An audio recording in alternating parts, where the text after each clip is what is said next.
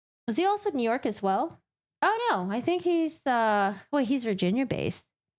Oh, what did I think? Wait, so Dr. Don Hughes is New York, Spiegel's Virginia.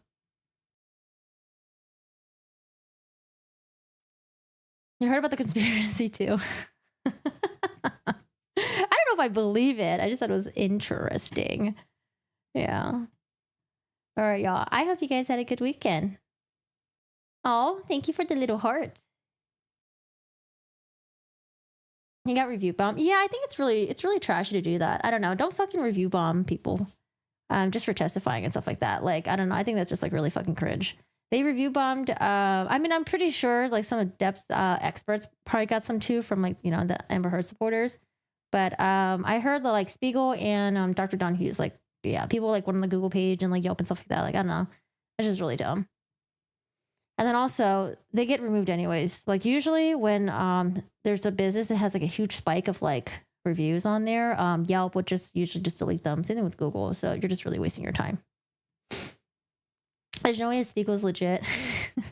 He's just got a very bizarre personality. I don't know. Maybe he was just, no, I don't want to say, maybe he was just really nervous when he was on the stand. He like tried to exude confidence, you know, sitting there all laid back. And I don't know. I felt like he was very performative, really. I watched Netflix doc. They even mentioned the circus of Amber's witness, like Dr. Spiegel and Hughes complained about their reputation afterwards. Wonder if the possession is looking at them and how they perform. The what? I have serious doubts about both. I mean, Dr. Hughes was apparently she's like pretty well known, and she's done media appearances and stuff before, and she's done a lot of like appearances on like some true crime stuff, I think. If you go on her website, you can see like all the stuff that she's like been involved in. And she's like, yeah, she's made some TV appearances too.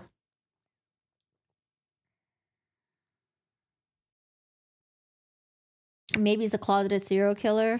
I don't think so. Hey Storm, how's everything over there? It's all right. It stopped raining. It rained heavy for the day and then it stopped. And then I think the real hurricane actually got here at like 6 or 7. And that's when it started raining like super heavy. And then it rained all the way till like fucking, I don't know, like 7 a.m. or some shit. I think it stopped raining though. But it's just dangerous because, you just got to watch out for the trees and shit. Like when you're driving around, you got to make sure like the trees don't fall in your car and shit. So I told Dennis to be careful. The Trump stuff. Well, I have like another YouTuber that covers like stuff like that. And there's like other like political YouTubers that I watch. So am I going to personally cover it? Probably not. I just watch like all the politics stuff. I watch other people for that. My opinion is that I would not want to be left alone in a dark alley with him. I mean, I don't think I want to be left alone in a dark alley with anyone, period. Okay. It's a dark fucking alley. You never fucking know. You have power, so that's great. Yeah, I don't think people lost power. At least I didn't hear about it. But yeah, I would have got like a notification or something maybe. But yeah, we didn't lose power. It was all good. Just had a fucking earthquake in the middle of the stream. Oh boy, oh boy, oh boy. All right. Hi, Gigi. How are you doing today? All right, y'all. We're starting on day 18. We're going to continue with the cross-examination of Amber Heard by Camille Vasquez. We have a lot of sidebars today, about 27 sidebars. And that's a lot because for all the other days, it was only like 4 to 6 sidebars, but today is 27 sidebars. It's going to be a lot of Camille versus Elaine, maybe Elaine versus Judge Penny. And then afterwards, when AH is not on the stand anymore, we have some video depositions by her best friends. And then continuing on with the rest of the trial dates, it's just mainly just a lot of video depositions. I think the only live witness that AH had that was like from her friend group friends or family, was her sister, Whitney. And then after that, we do finally get some live, testimonies with her expert witnesses. But, honestly, I think it doesn't really look really good when you had all these people that backed up a couple years ago and then now they won't even show up to do like a live testimony for you. So, I don't know. I didn't think it looked really good for her. Objection times like 37. I don't know. Should we do an objection count? A lot. But before, sorry. After the cross-examination, there's a redirect by Elaine, and that was Elaine's chance to just shine, learn from her previous mistakes with all the hearsay stuff, get her A game on. But dude, man, she bombed so bad during the redirect. I don't know, maybe I don't know. It was just bad. I guess also when Amber Heard was answering the questions, she maybe also included a lot of hearsay stuff. So, that's also a tough one for Elaine as well. So that's kind of outside of Elaine's control. But I don't know. It was just, I think both of them were just doing pretty bad up there. And yeah, the redirect just completely tanked. All right. So I'm going to load this up. Let's get into sidebar number 1. Damn, 27 sidebars. Let's see. I'm gonna zoom it in like this. Is this good for you guys? Do a mega zoom in, and then I got my notes up here. Okay. So again, AH still on the stand, just doing cross-examination. We have sidebar number 1. We got some metadata, hearsay, and deposition designations. Depositions recorded ahead of time. Yeah, so we got some depositions coming in. Okay. So we're in the sidebar right now. Elaine says, these are all the audio clips. The court says, okay, the audio clips. Elaine says, and these are the redacted sets 700 through, I think it's 717 indiscernible. Court says, all the redacted ones. Elaine says, and then I would like to revisit this issue, Your Honor. Your Honor may recall, I have a copy of yesterday's transcript and I tagged the section that's relevant here. So Your Honor may recall, first of all, I did put Amber Heard on the stand and we have that. At 134, she gives the foundation. So remember how the day before, I covered this, I think on Friday, so maybe you guys don't remember. But Amber Heard was testifying and they tried to bring up, it was like a picture of, basically someone took a picture of like a phone or an iPad and then showed like the metadata on it. And Camille was like, oh, like that could be manipulated. And we don't want that to be, we don't want Amber Heard to testify on the metadata stuff. We'll have an expert do that. And so, they went back and forth a little bit, and then the judge overruled Elaine's objection, the judge sustained Camille Vasquez's the objection. Sorry. And then, so this is Elaine. I think she's bringing it up again, and she wants to argue it. And let's see what the judge says. So, Your Honor may recall, first of all, I did put Ms. Heard on the stand, and we have that. At 134, she gives the foundation, explains how she put the metadata on there. And Ms. Vasquez says, this is 134, Your Honor, I would just ask the picture be redacted on hearsay grounds. And Your Honor then granted that at that point. The court's like, we already argued this. Maybe Elaine has a new argument. Why are you bringing this up again? Elaine says, then I gave them back and revisited. I tried to give the case law that said the metadata is not hearsay. And Your Honor believed at the time there was a foundation issue. But the foundation had been laid. We don't have any expert. Oh, Ann. Thank you so much, Ann, for the $1.99. I appreciate it. Game over. Who's it game over for? Oh, Digi Palmer from Tucson, Arizona. How's the weather over there? Is it hot? Are y'all going crazy over there? I don't know, man. It's been a really hot summer this summer for the U.S. I'm pretty sure it's hot everywhere else in the world too, maybe. But we've had some really crazy record high temperatures here. We don't have an expert that's going to say how she put the metadata on. And in fact, we believe we're going to be able to get those in on the foundation hearsay. If they challenge the legitimacy, then in rebuttal, we have an expert to say these are legitimate photos. But I need to get that through in her. And I believe that I laid the foundation. The only objection is hearsay. And I think the case law is quite strong. Okay. Vasquez comes in. I think this is an expert issue, Your Honor, as you indicated. The court says, she's saying it's not hearsay.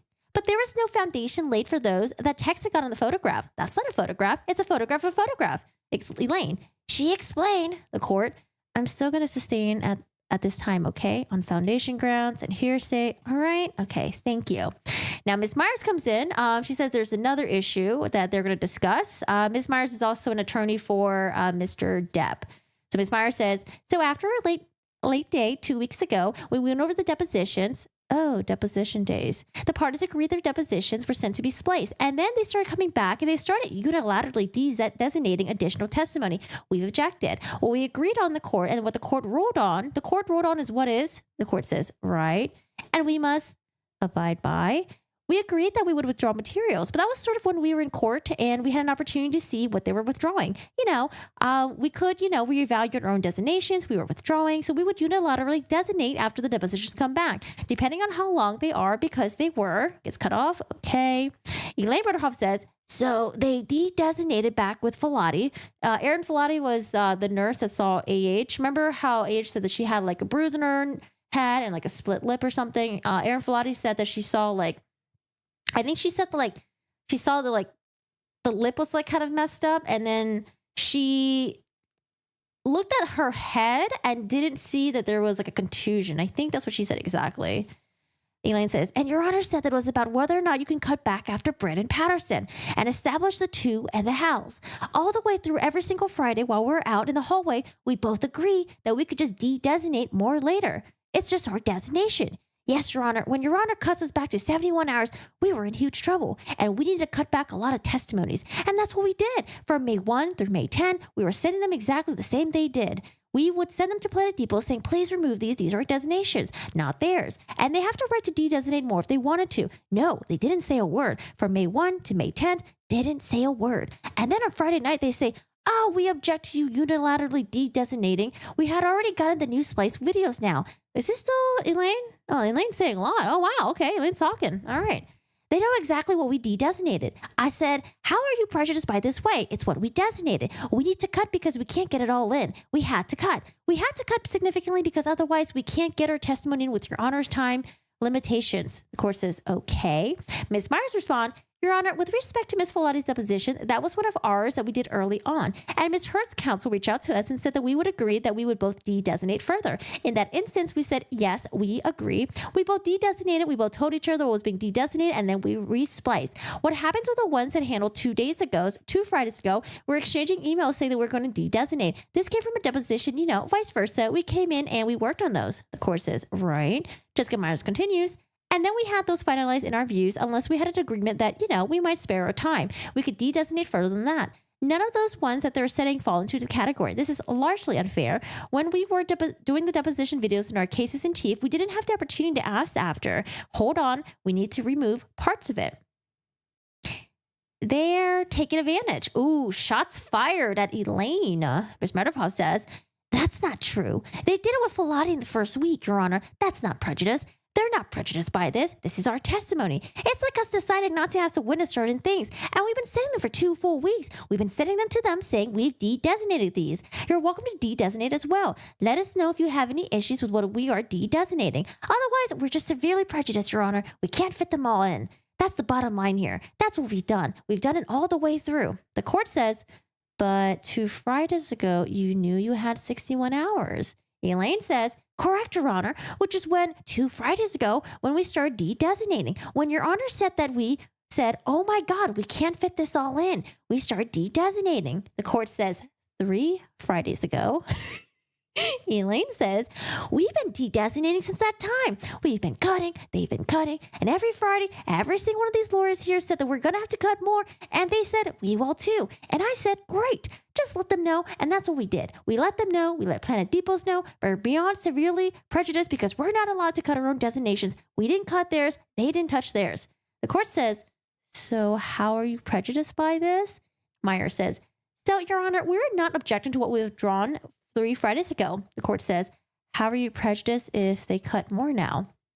Ms. Myers responds, the issues that we will remove or what we agreed to remove or lock in were based off an understanding of what was their designations. Camille Vasquez comes in, and Your Honor, Mr. Chu comes in. We knew those limits. Ms. Bredhoff says, we said if there's any specific ones, let us know. They have never done that. They've been doing this for 2 weeks, Your Honor. Ms. Vasquez says, Your Honor, if I may, you would really do this to us when we're trying to prepare for cross-examination and take away attorney resources. They have decided, after Your Honor has ruled on the depositions, to de-designate further. Not in agreement with us, it is not fair. Mr. Waterborn says, they had 10-day break to prepare for a cross-examination. Elaine says, damn, look at everyone have been here. Elaine says, Your Honor, there's no prejudice to them. Vasquez says, yes, there is. Mr. Chu also says, yes, there is. Ms. Bredhoff says, give us one designation that we de-designate that somehow that's their prejudice. This is our testimony, Your Honor. Ms. Myers says, after we were in court 3 Fridays ago, we marked up our transcripts and we have not sent anything further de-designations. Camille Vasquez cuts in and there's Jessica Meyer continues talking. They've received some videos back and then they saw the time. They started slicing more. Ms. Bredhoff, exactly. We had to because we couldn't get our case in. We would be severely prejudiced by that. The court says, but you knew from the very beginning. Ms. Bredhoff says, Your Honor, actually, I don't agree that we knew from the very beginning because I know Your Honor said the first week. Court says, right. Elaine continues, we're going to have to go to the hours and then Your Honor changed that down to 61. Oh, there's a 72 right there. We're going to go to 72 hours. And then Your Honor changed it down to 61. This is our case now. Once we got to the times, and in fact, we have suffered a lot. Remember the Brandon Patterson one? Because they wouldn't agree to the authenticity of all those video clips? We had 2 hours and 49 minutes of authenticating each one of those, and then they agreed to it, just as we were coming in for that. So we got stuff for like 2 hours and 49 minutes. When we got the time estimates, Your Honor, we came back and said we couldn't do that. We had to cut, and we did cuts. I'm not hearing any prejudice on your cuts, Your Honor. There isn't any prejudice. It's just like us not asking more questions. And we've said specifically that we've been doing this for 2 weeks, Your Honor. They didn't say a word until Friday night. And then we said, you're welcome to de-designate as well. And if you have any issues with any of our designations, but we cannot get our case on if we can use the originals. We had to cut. The court, I can't require her to use originals that you based on just because you're doing this all by depositions. It's just a very strange case, but it's their case, their testimony. So I'll allow the de-designations. Let's move on. Mr. Chu says, thank you. Court says, thank you. Elaine says, we're ready for the jury to come in. Oh my God, that was a pretty long one. Woo! Voice already drying up with the Elaine. Elaine voice. I remember her spouting off in like the sidebars. You know, I wish I had access to the transcripts, because what I was going to do is I was going to show the video clips of what happened in the court so I don't have to read everything. And I was just going to read the sidebars.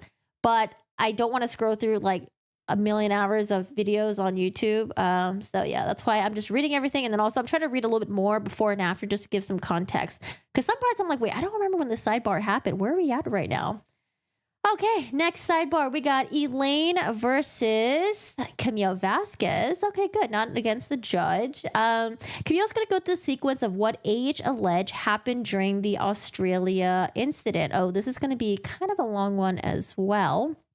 So again, Camille Vasquez is during the cross-examination of AH. Camille Vasquez says, so you're acknowledging by the sequence, but not by my words, your words misheard, that you testified to this jury that Mr. Depp smashed the phone to smithereens before he assaulted you. That's the sequencing in which you testified, correct? Amber Heard says, I never testified to a sequence. Okay, keep talking about the sequence. Then on page 4521, starting at line 3, you testified to being bent over backwards in the bar, correct? Ms. Bretterhoff says, Your Honor, may we approach? The court says, okay. Bretterhoff says, the question Ms. Vasquez is asking is not proper impeachment to use. She needs to ask the question and then go to the page and line number and read what was testified to the page. Instead, what she's doing is she's characterizing her interpretation of the testimony. She keeps asserting her own language. That's not proper impeachment. She has to ask the question that they've asked here and give her a different asker and then go back and impeach her. So what she's doing, Camille Vasquez cuts her off. I'm not impeaching her. First and foremost, Bretterhoff says, but she's. Camille says, Ms. Bretterhoff, I'm not impeaching her. This is the statements of the party opponent. I can use them however I want, and I'm entitled to do that. So we're going through the transcripts. These are Ms. Heard's statement under oath. I'm using them in a way I see fit.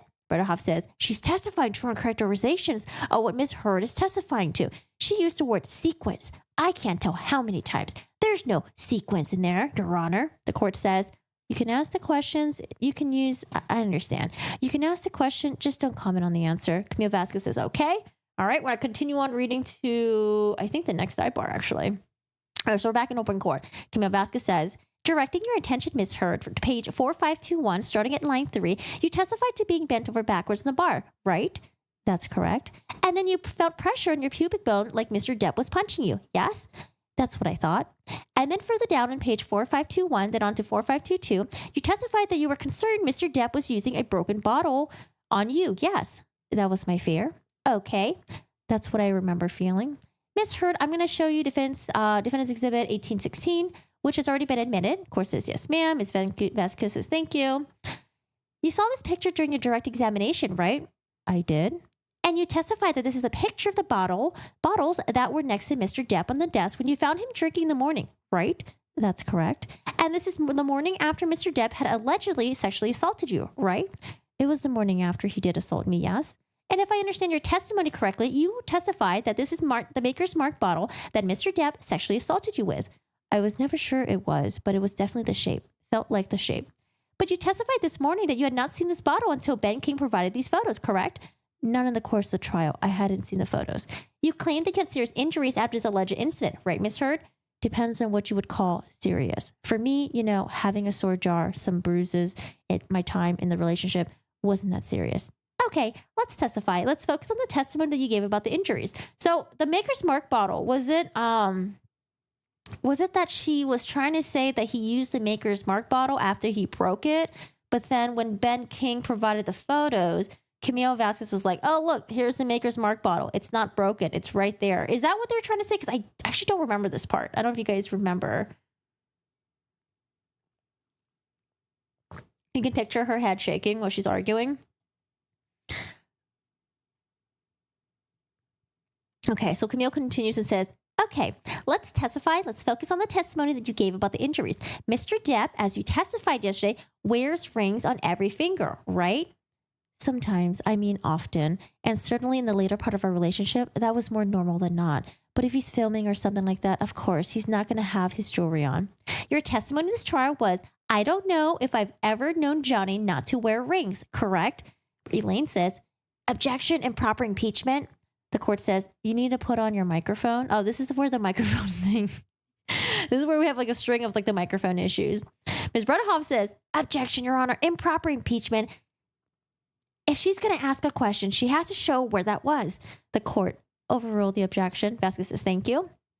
Oh, man, this whole ring thing really bit her in the butt. There's a lot of things that she said that ended up being used against her. And, she literally just said that she's never ever known Johnny not to wear rings. But then people were like, well, if Johnny hit you and punched you while wearing rings, then your injuries would be a lot more severe.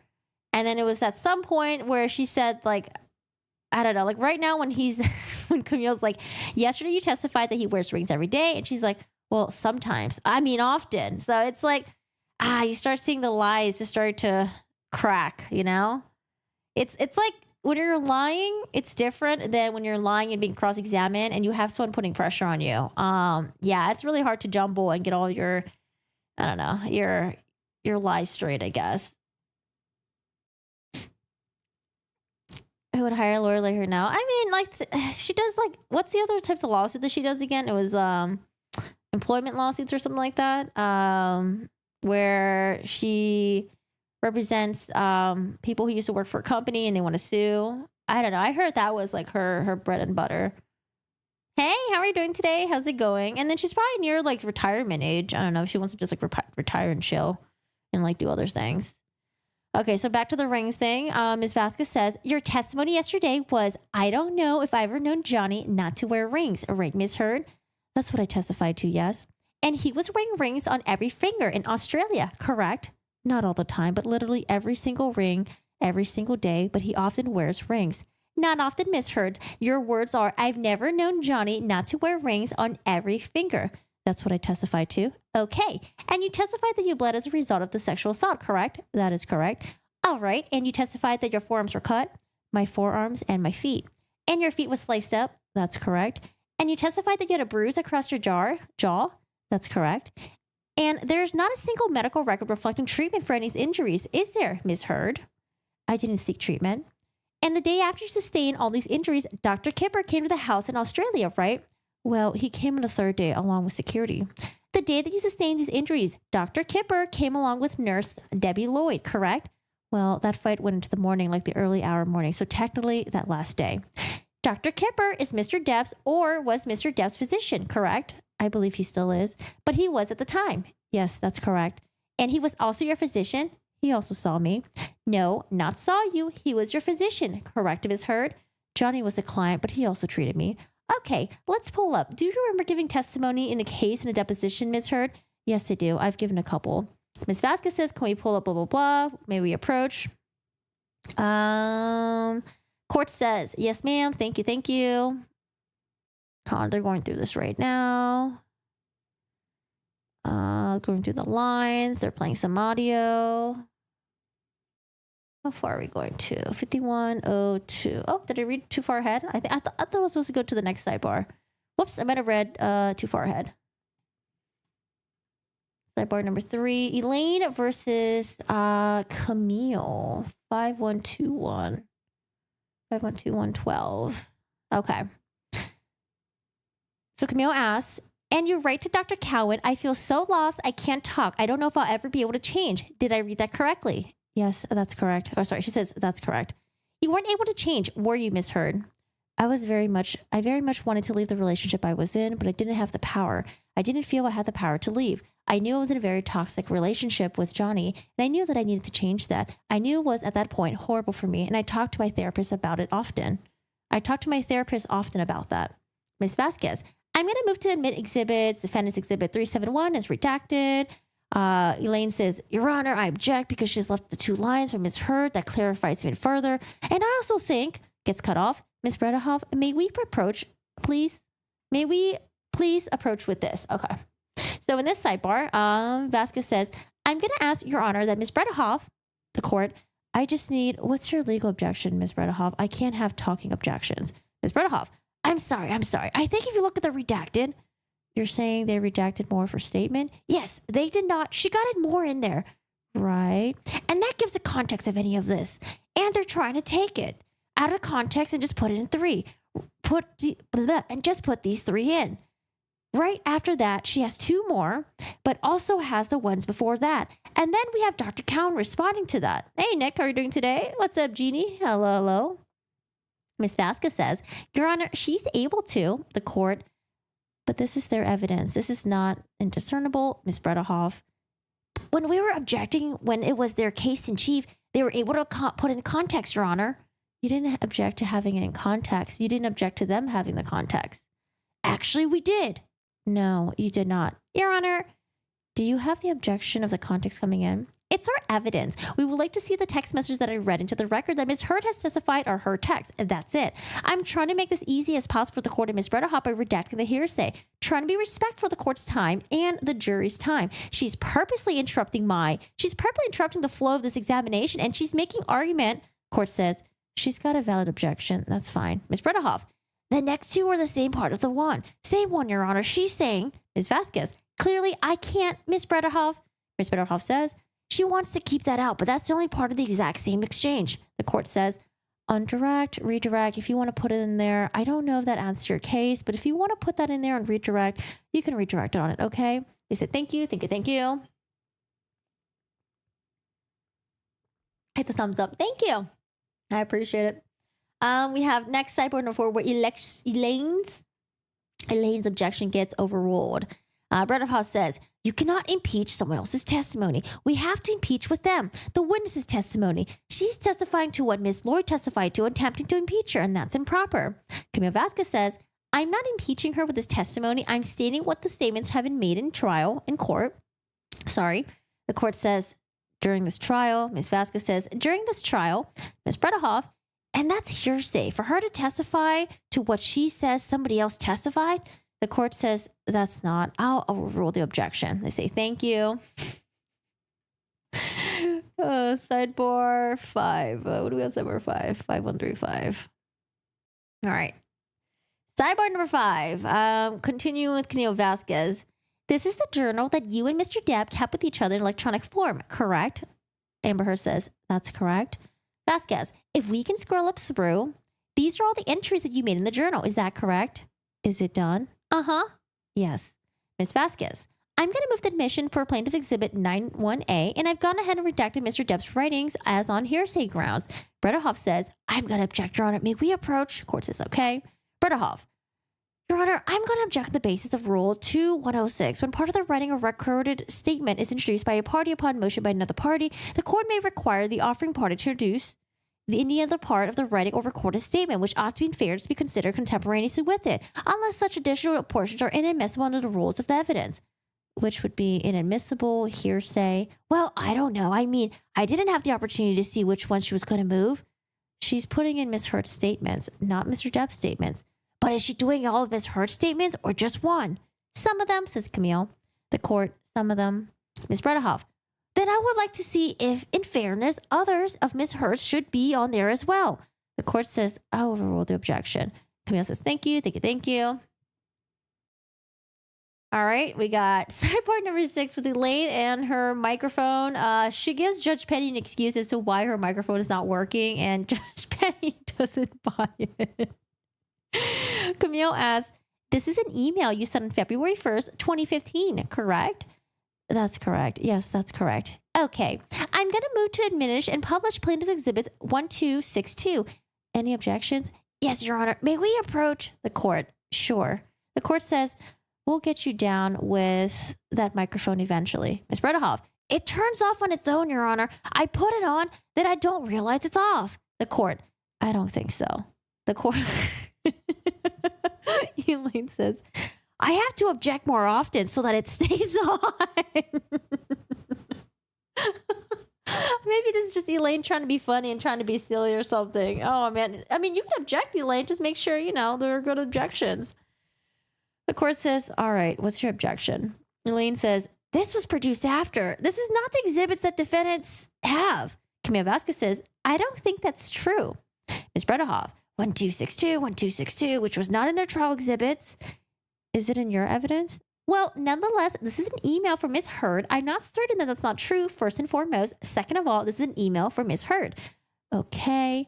And I can use her statements after the fact. All right. But it's not for impeachment purposes. The court, it's the plaintiffs. Camille Vasquez says, plaintiffs, yes.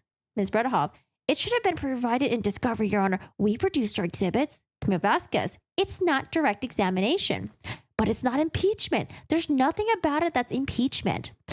It is. It's her statement. It's an email. She just testified I laid the foundation. And frankly, Ms. Heard should have produced this. This is her email, Ms. Bredehoff. She should have produced it.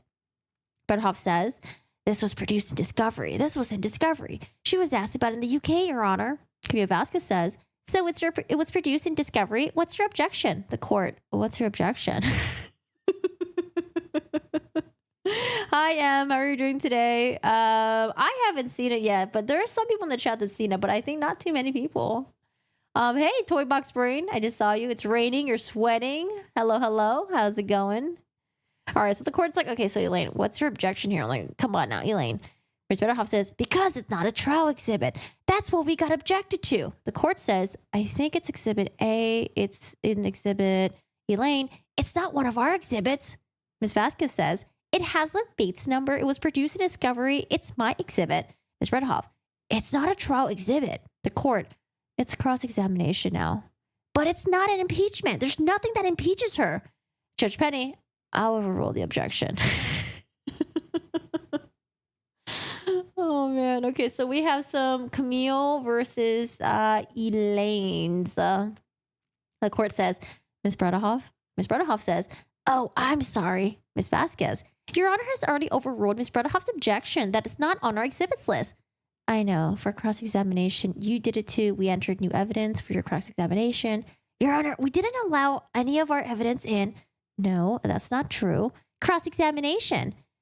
Here's all the 1804, 1558. Bredehoff says, these were pictures from Ben King, Your Honor. That's the only ones we're allowed in. And that's because they didn't produce them in discovery. Ms. Vasquez says, cross-examination doesn't have to be on the exhibits list.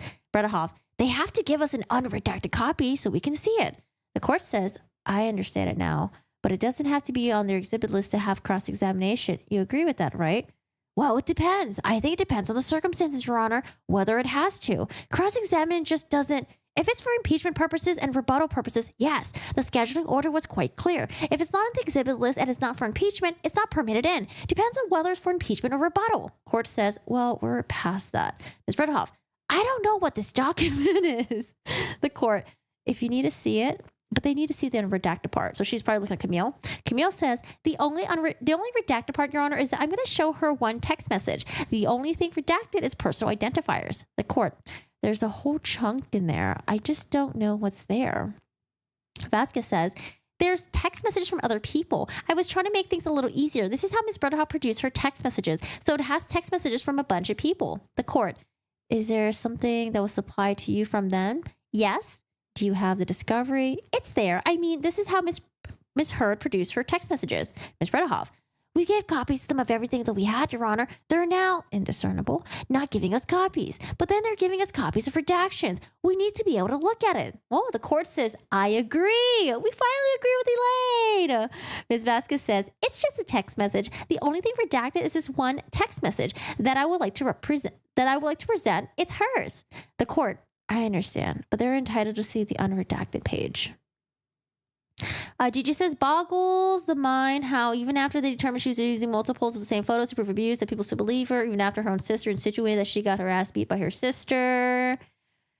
Same, but most of them are diehard believers that women cannot be abusers and men can never be abused, or those who have an agenda to push for siding with Heard. Yeah, I just thought it was really crazy how there were some still like news outlets after the trial happened. I don't know. It was like the news outlets were too scared to report that Johnny Depp was the one that was abused. I thought that was kind of crazy, despite all the evidence that was shown and how basically Amber Heard bombed her own. She bombed her own stories. I don't know. I thought it was wild to me. It's like this man went through so much to prove so much that even at the end, like, I don't know, people were still too scared to side with Johnny Depp and people were still too scared to say that he was the victim of abuse. Yeah, that was pretty crazy to me. Do you have a background in law? No, I do not. Hello, what if anything? Hi, Layla. How are you doing today? How's it going? Yeah, Netflix, not reliable. All right, who's next? Sidebar number 8. So I think it continues on for a little bit. We finally have the court agrees with Elaine. And then I think we go into sidebar pretty quickly, actually. Yeah, there's the next sidebar. So Camille in open court says, I'm going to show the unredacted message to counsel from Ms. Heard on the laptop because I don't have a copy. Court says, okay. Ms. Bredehoff, let's just approach for a minute. The court says, what's that? Ms. Bredehoff, during the lunch break, Your Honor, can they give us hard copies? So at least I'm not asking them to give it to me in advance, but if they don't have hard copies, at least during the lunch break, the court, they'll give you hard copies for the ones at lunchtime moving forward. Ms. Bredehoff, moving forward. The court, moving forward. Ms. Bredehoff, that's fine. And then hard copies of whatever they can't give me now. The court, right now, you'll just look at the laptop. Ms. Bredehoff, I understand. Camille Vasquez says she'll produce it. Ms. Bredehoff, but at the lunch break, if they can give it to me, the hard copies. The court, that's fine. At lunchtime. Elaine loves repeating herself so much, man. For years, it was sprung up because of the video of him slamming the cabinets. Like her was violent, but now with the context, he was grieving his mother in his own home, slamming the cabinets. Like, who cares? Yeah. And then it's just wild to me how, I don't know. Like initially before the trial happened, I think everyone was like on Amber Heard's side, There was like a small niche group of people that were like probably like, pro Depp no matter what. And there was probably like some other group of people who like knew about the ins. Like I didn't know about any of the Depp v. Heard stuff at all. But like there was like some other like YouTubers that had already covered this like way before the trial happened. Like it was the Umbrella guy and then the other YouTuber Brian. Like they've been covering this for a very long time, but it's just wild how like back then, like people were on Amber Heard's side. They believed her side of the story. And the fact that the UK trial was in favor of the newspaper, that probably emboldened her even more. She was doing her like, press tours, talking about how she donated the funds and all that stuff. Like they were all on her side.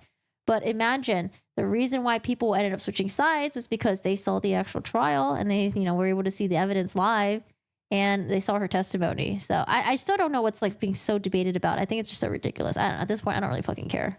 But I'm glad that he was able to have this day in court, I don't know why, but also I think they would have to lose credibility, but they would have to gain it by going, hey, we got this wrong. She was trying to convince him and she's like trying to leave this room. Yeah. Like when you hear so like when Camille Vasquez is cross-examining her about things that she's lied about or about the audio recordings, to see her dodge the questions and to see her manipulate certain, I don't know, man. Like she's like, dude, it's crazy. It's like talking to like a master manipulator. When you ask someone like, oh, did you cheat on me last night? And they're like,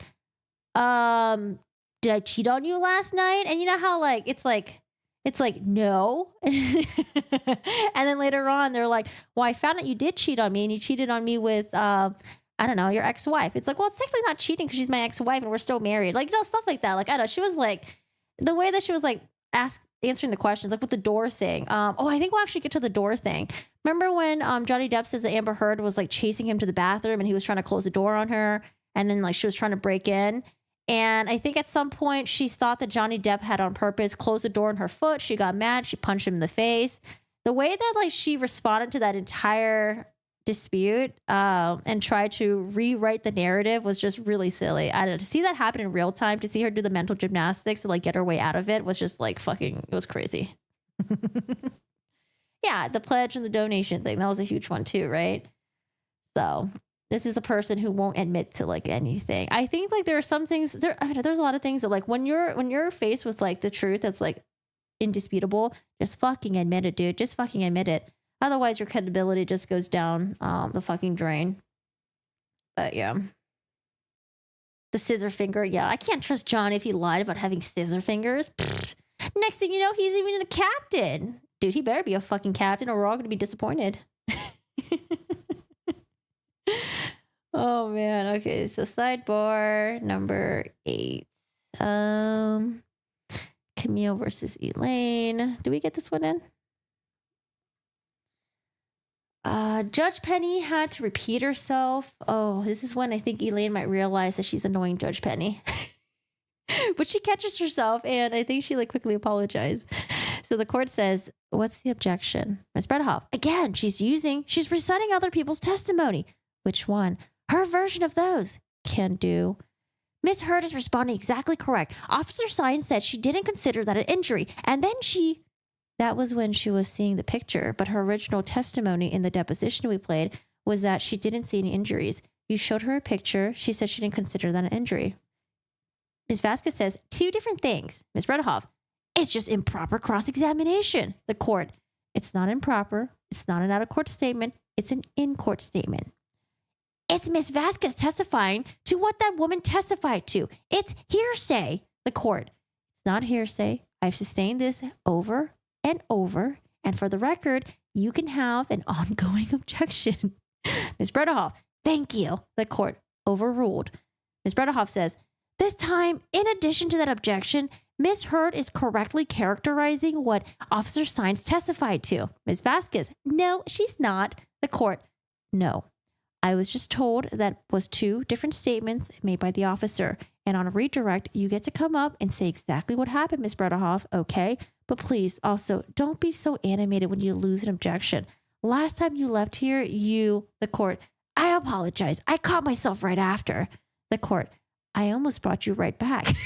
I almost dragged your ass right back over here. Admonished you.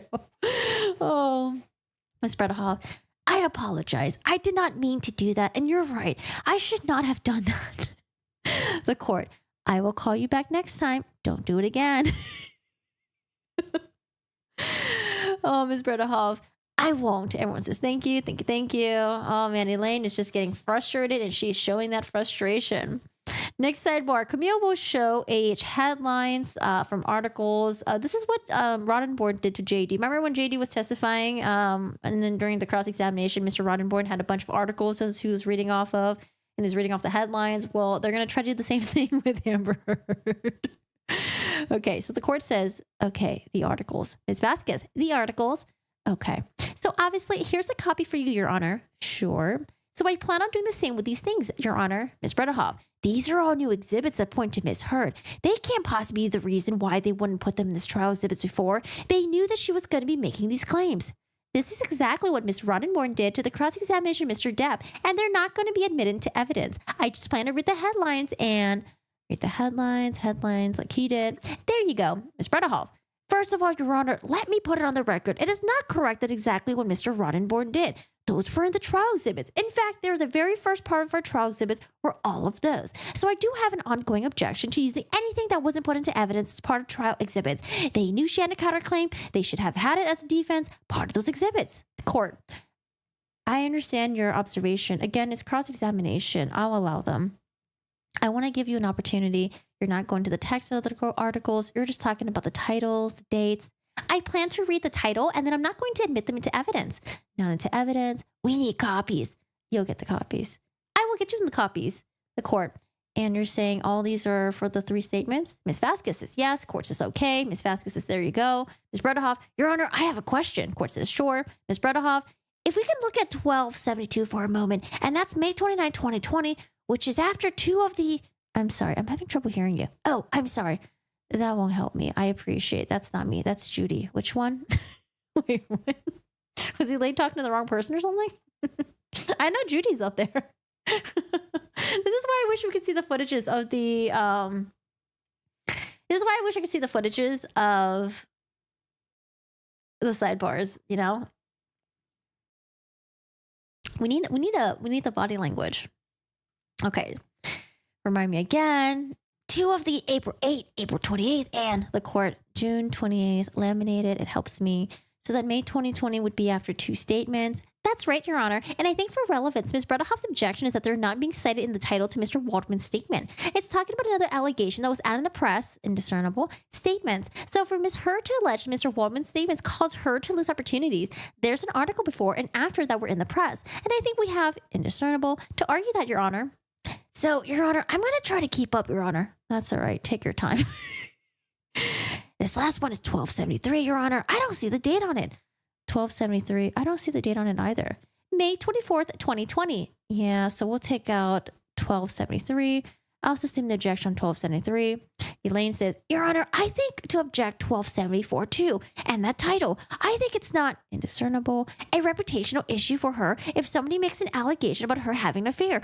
I don't think it's appropriate. I don't think that's indiscernible.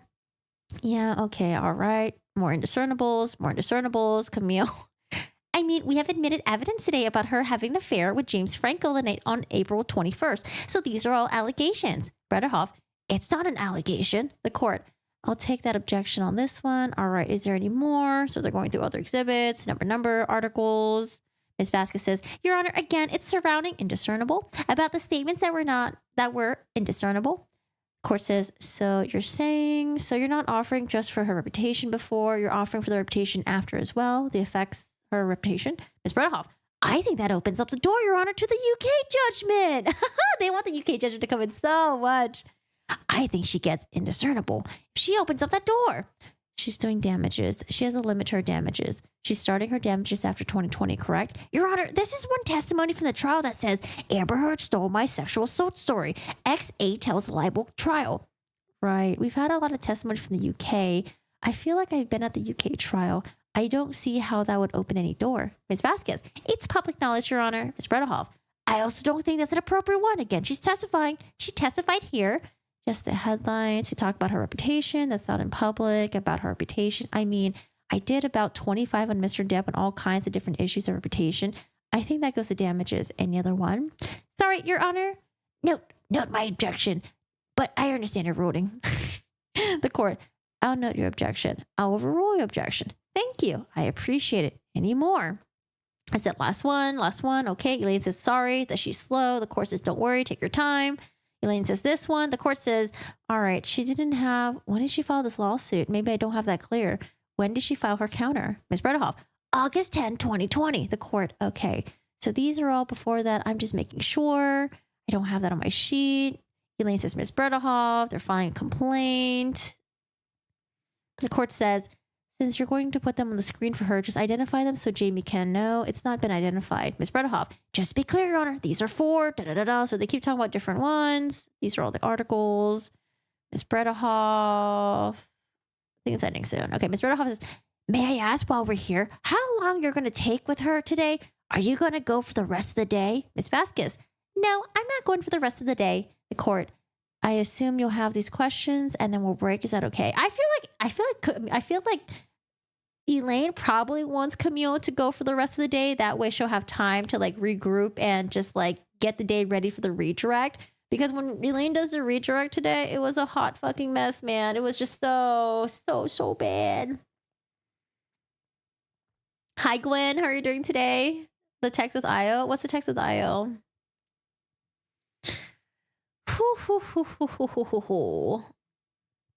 Hey, Strange Machines. Still trying to find the Muffin Man. Oh, man. Roddenborn. Yeah, Roddenborn was the best lawyer on the AH team. Nadov was okay, too. Elaine was just... I don't know, Elaine. Okay. So they're not going to go for the rest of the day. Then they'll have a break. Everyone's good. Everyone's happy. All right. Sidebar number 12. Camille wants to dispute AH's testimony about JD not leaving her alone. Oh, claims that AH fired the first shot before the op-ed. Yeah, this is pretty interesting to read. Okay. So the court says, all right, yes. So I plan to, okay, ask Ms. Hurt about, the arbitration. So Ms. Hurt, arbitration, was served with an arbitration demand. And arbitration for what? Defamation. The arbitration for this case? Yeah. No, it was a breach of contract. No, it was a defamation, and I have it was a defamation, a demand for the arbitration for defamation, California in October 2018. We've argued that, okay, and I'll give it to you, okay, that Ms. Hurd opened the door when she talked yesterday in response to Ms. Bretterhoff's question about how Mr. Waldman's statements had been traumatizing her, and she said, I just want him to leave me alone. I wanted to move on with my life, and he won't let me. By making cases like this, he won't let me. I have to be here today. I have to be reliving it every day. Right? So we're arguing that she opened the door when she was the one who fired the first initial shot, when she attempted to move arbitration against Mr. Depp 2 months before the op-ed was even published. So it was October 2018. The op-ed was published in December. Okay, give me more background for this arbitration. What was this arbitration about? Ms. Hurd's arbitration actually filed with Ms. Hurd in California before the op-ed. It goes towards the statements that she can't, indiscernible, Mr. Depp suing her. So that distorts her credibility. Okay, and she filed for arbitration for it. Filed for arbitration for defamation. Defamation for what? For Mr. Depp denying an article, a GQ article, that he ever hit her. Okay, Ms. Bretterhoff, this is a subject of motion in limine. Your Honor granted a motion in limine and said none of the arbitration can come in. The arbitration was filed to go back to the divorce, and it was a breach of contract, a violation of, right, so it was a divorce, all right, okay. The divorce decree, okay. The judge ended up finding he did not have jurisdiction. That was the end of it. There was no finding, there was no nothing, okay. But you just want to get that filed into arbitration? Right. I don't think she said anything about arbitration. I was just saying that he violated the terms of domestic relations order. He didn't deny a public filing. It was very, very private.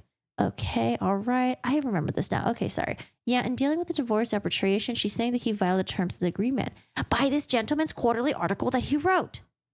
Is that what GQ stands for? Gentleman's Quarterly? I actually never knew what GQ stood for. I thought GQ stand for something else, good quality or something. Hi, Crystal. How are you doing today?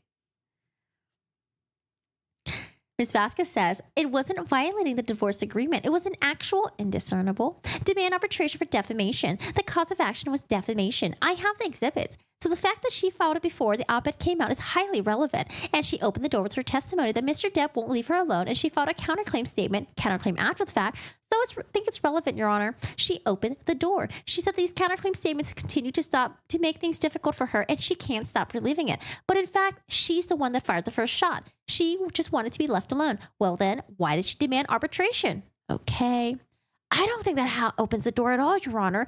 This was an arbitration filing that arbitrator found there was no jurisdiction, so he dismissed it, and she didn't do anything further. I know, but she followed it. What she's saying is because she testified that I wanted to be left alone, I don't want to have anything to do with it, but then she filed this, so I'll allow limited questioning. Very limited, Your Honor. What was the questions you're going to ask? The questions are, I want to repeat her testimony from yesterday. Okay. In which she says that she wants to be left alone. I'm going to ask her, you commenced a legal proceeding against Mr. Depp for defamation in October of 2018, and that was indiscernible allegations. And then commence an arbitration, right? Yeah, and I think she can't say legal proceedings because arbitrations are very different. It's different. I agree. Commence an arbitration. I understand. I'm happy to do it that way. And then I want to look at the demand for arbitration. I'm not planning on publishing it. I think you get the first question, but that's all I'm going to do.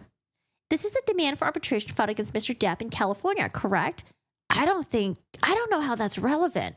No, I think she opened the door with the first question about you did file it.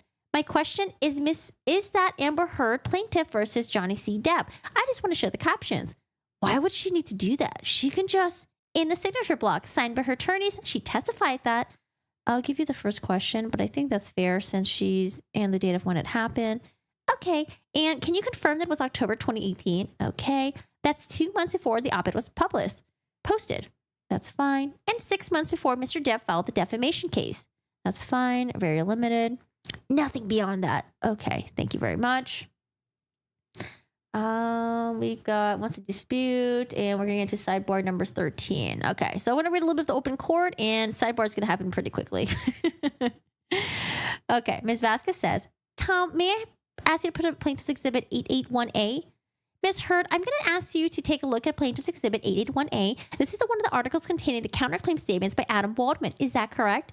I haven't seen the article yet. Okay. Why don't we go to page 8 of this article? Adam Waldman, Depp's lawyer, said afterwards Amber Heard and a friend in the media used fake sexual violence allegations as both a sword and shield, depending on their need. They have selected some of their sexual violence hoax facts as a sword, inflicting them on public and Mr. Depp. Do you see that? Yes, I do. Is that one of the statements that you allege are defamatory? That's correct. Defamatory? That's correct. Can we go to exhibit? And Plaintiff's Exhibit 881B, Depp's lawyer Adam Waldman said the various discrepancies prove that nothing Heard and her friends said about the events of May 21st, 2016 should be considered credible. Quite simply, this was an ambush, a hoax. They said Mr. Depp by calling the cops, You guys know the whole thing. The lawyers came, they spilled a little bit of wine. Ms. Vasquez says, I apologize. Ms. Bredhoff says, may we approach? Bredhoff says, she's reading beyond his statement. Ms. Vasquez, I stopped myself. The court, she stopped herself. Oh, the court says she stopped herself. Ms. Bredhoff, okay. Ms. Vasquez, actually, Your Honor, while we're up here, I tried to work this out with Ms. Bredhoff. Unsurprising to you, we were unable to come to an agreement. I'm going to move to admit these articles in their entirety. Okay. And the reason is, Your Honor, is that it's just like the op-ed. It came in the entirety, even though Ms. Heard is only alleging 3 of the statements. Correct. In the article, and I think for defamation, you have to look at the context. Correct. So to evaluate the defamatory meaning, so on that basis, I'm going to admit to move it. Elaine says, I'm going to object, Your Honor. There's a lot of hearsay in both these documents. It's different than the op-ed. The op-ed is Amber Heard writing the op-ed, and then it is to be questioned on. There's also an issue of matter of public concern and intent here. The rest of this article is not Adam Waldman's and is not Johnny Depp. It's other people saying things. It's hearsay and it's highly prejudicial to Ms. Heard. Okay. Well, I disagree. And it doesn't have anything to do with the context of what he said. This might be a partial. Maybe it could be connected to, I think, if I may just be heard on this, all right. It's really important to Mr. Depp, obviously. The defamation meaning of the alleged defamatory meaning of Mr. Waldman's statements have to be read in context. And I should point out to Your Honor, that Ms. Heard, not Ms. Bredhoff, but previously Ms. Heard was represented by other attorneys in this matter, and we're commenting in this article. So Mr. Waldman's statements are really response. We argue, right? I'm not sure Ms. Bredhoff will agree or disagree. We agree that these statements are opinions, first and foremost, and second of all, they are response or self-defense of Mr. Depp in his case. So, it's important that these articles come in their entirety. And again, to be perfectly frank, these aren't great articles for Mr. Depp. I don't plan to publish them to the jury. I just want to submit them into evidence. Ooh, I need some water.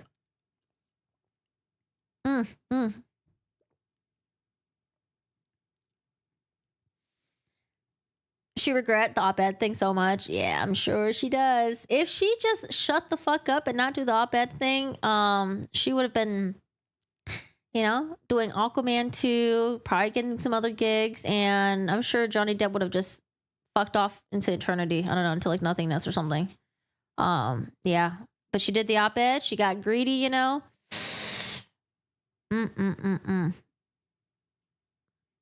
right, so Ms. Bredhoff responds, if I may be heard on that, Mr. Waldman doesn't know what else is in the article when he makes those statements. That's somebody else choosing where to put different things. He has admitted that we will be putting the testimony in that he made those statements, but he wasn't the author of the article. So the context is not relevant. Content is not relevant to what their meaning was on it. Instead, it would have a lot of hearsay from other people that had no control over. He had control over what he said, and he was not saying there's no way they could prove that he had knowledge of what the rest of the article was going to say and therefore have context.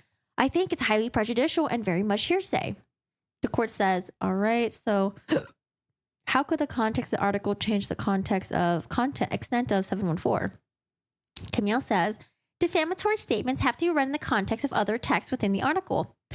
If it's all attributed to Mr. Waldman. No, I think that's true. I think so, because someone else can't place the statements there and it becomes defamatory because they're placed within the article. I think they have to be read in context, Your Honor. I'm going to sustain the objection. Thank you, thank you, thank you, thank you. Everyone says thank you. Now we got sidebar. We're going to read to sidebar number 13. All right, what do we got here? Camille, this is another article, Ms. Heard, where you argue with Mr. Waldman's statements are defamatory, correct? Amber says, I don't know if it's taken from what the article because I can't see the article in full. It's page 11 of the article, and the statement reads, we have reached the beginning of the end of Ms. Heard's abuse hoax against Mr. Depp. Is that correct? Is that one of the defamatory statements that you claim is one of the defamatory statements by Mr. Waldman? She replies, I believe so. Okay, thank you. Ms. Heard, you're not aware of any career opportunities that you lost as a result of Mr. Waldman's statements, are you? Well, it's kind of hard to point to the jobs you're not offered, to the things you don't get. You were not replaced in Aquaman 2, were you? They released me from my contract and I fought to stay in it. They kept me in it. I just don't know how much I'm in, actually, of the final cut. And you testified yesterday that L'Oreal actually extended your contract in April of 2020. Is that correct? In part. They extended it and held me. And you testified yesterday L'Oreal extended your contract again, November 2021. Not exactly. They extended because they couldn't use me or any of the materials for me. And that extension was for 20 months, correct? That's correct. Ms. Heard, you testified yesterday how Mr. Waldman's statements torture you every day. Do you recall this testimony? I do. And then you look at them every day.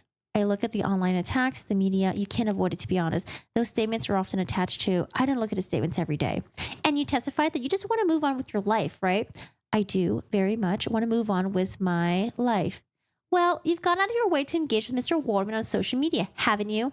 I have made a comment, I believe, once. I would not characterize that as engaging with him. Let's pull up exhibits 1266. Ms. Bredehoff says, Your Honor, I don't have this yet. The court, your microphone. Elaine says, Your Honor, I don't have this one yet, but I'm asking it to be given to me before.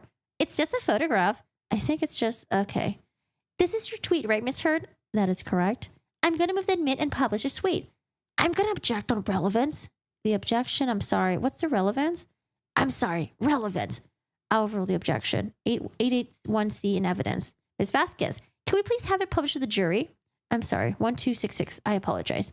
Thank you, Your Honor. This is from March 26, 2021, right? That's what it looks like, yes. And this is what he made the statement that you claim. The statements you claim are defamatory, right, Ms. Heard? 21, yes. Ms. Heard, you tweeted Adam Waldman. Yes, Mr. Waldman, I may be wearing makeup on this occasion, but every occasion you will still be short. Did I read that right? Yes. What are we reading this into? Sidebar 13. Where's sidebar 13 at?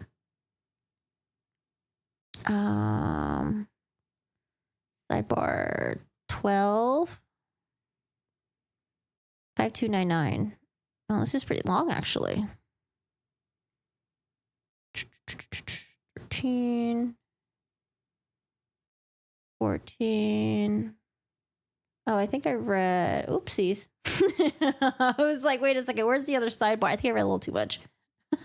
Okay, we're at sidebar 14. Let's back it up a little bit, though, just for context. Okay, so Camille plays AH's deposition. Oh, do you guys remember the deposition that was filmed in 2016? It was like shortly after when they were filing for the divorce. Remember her demeanor in the videotape?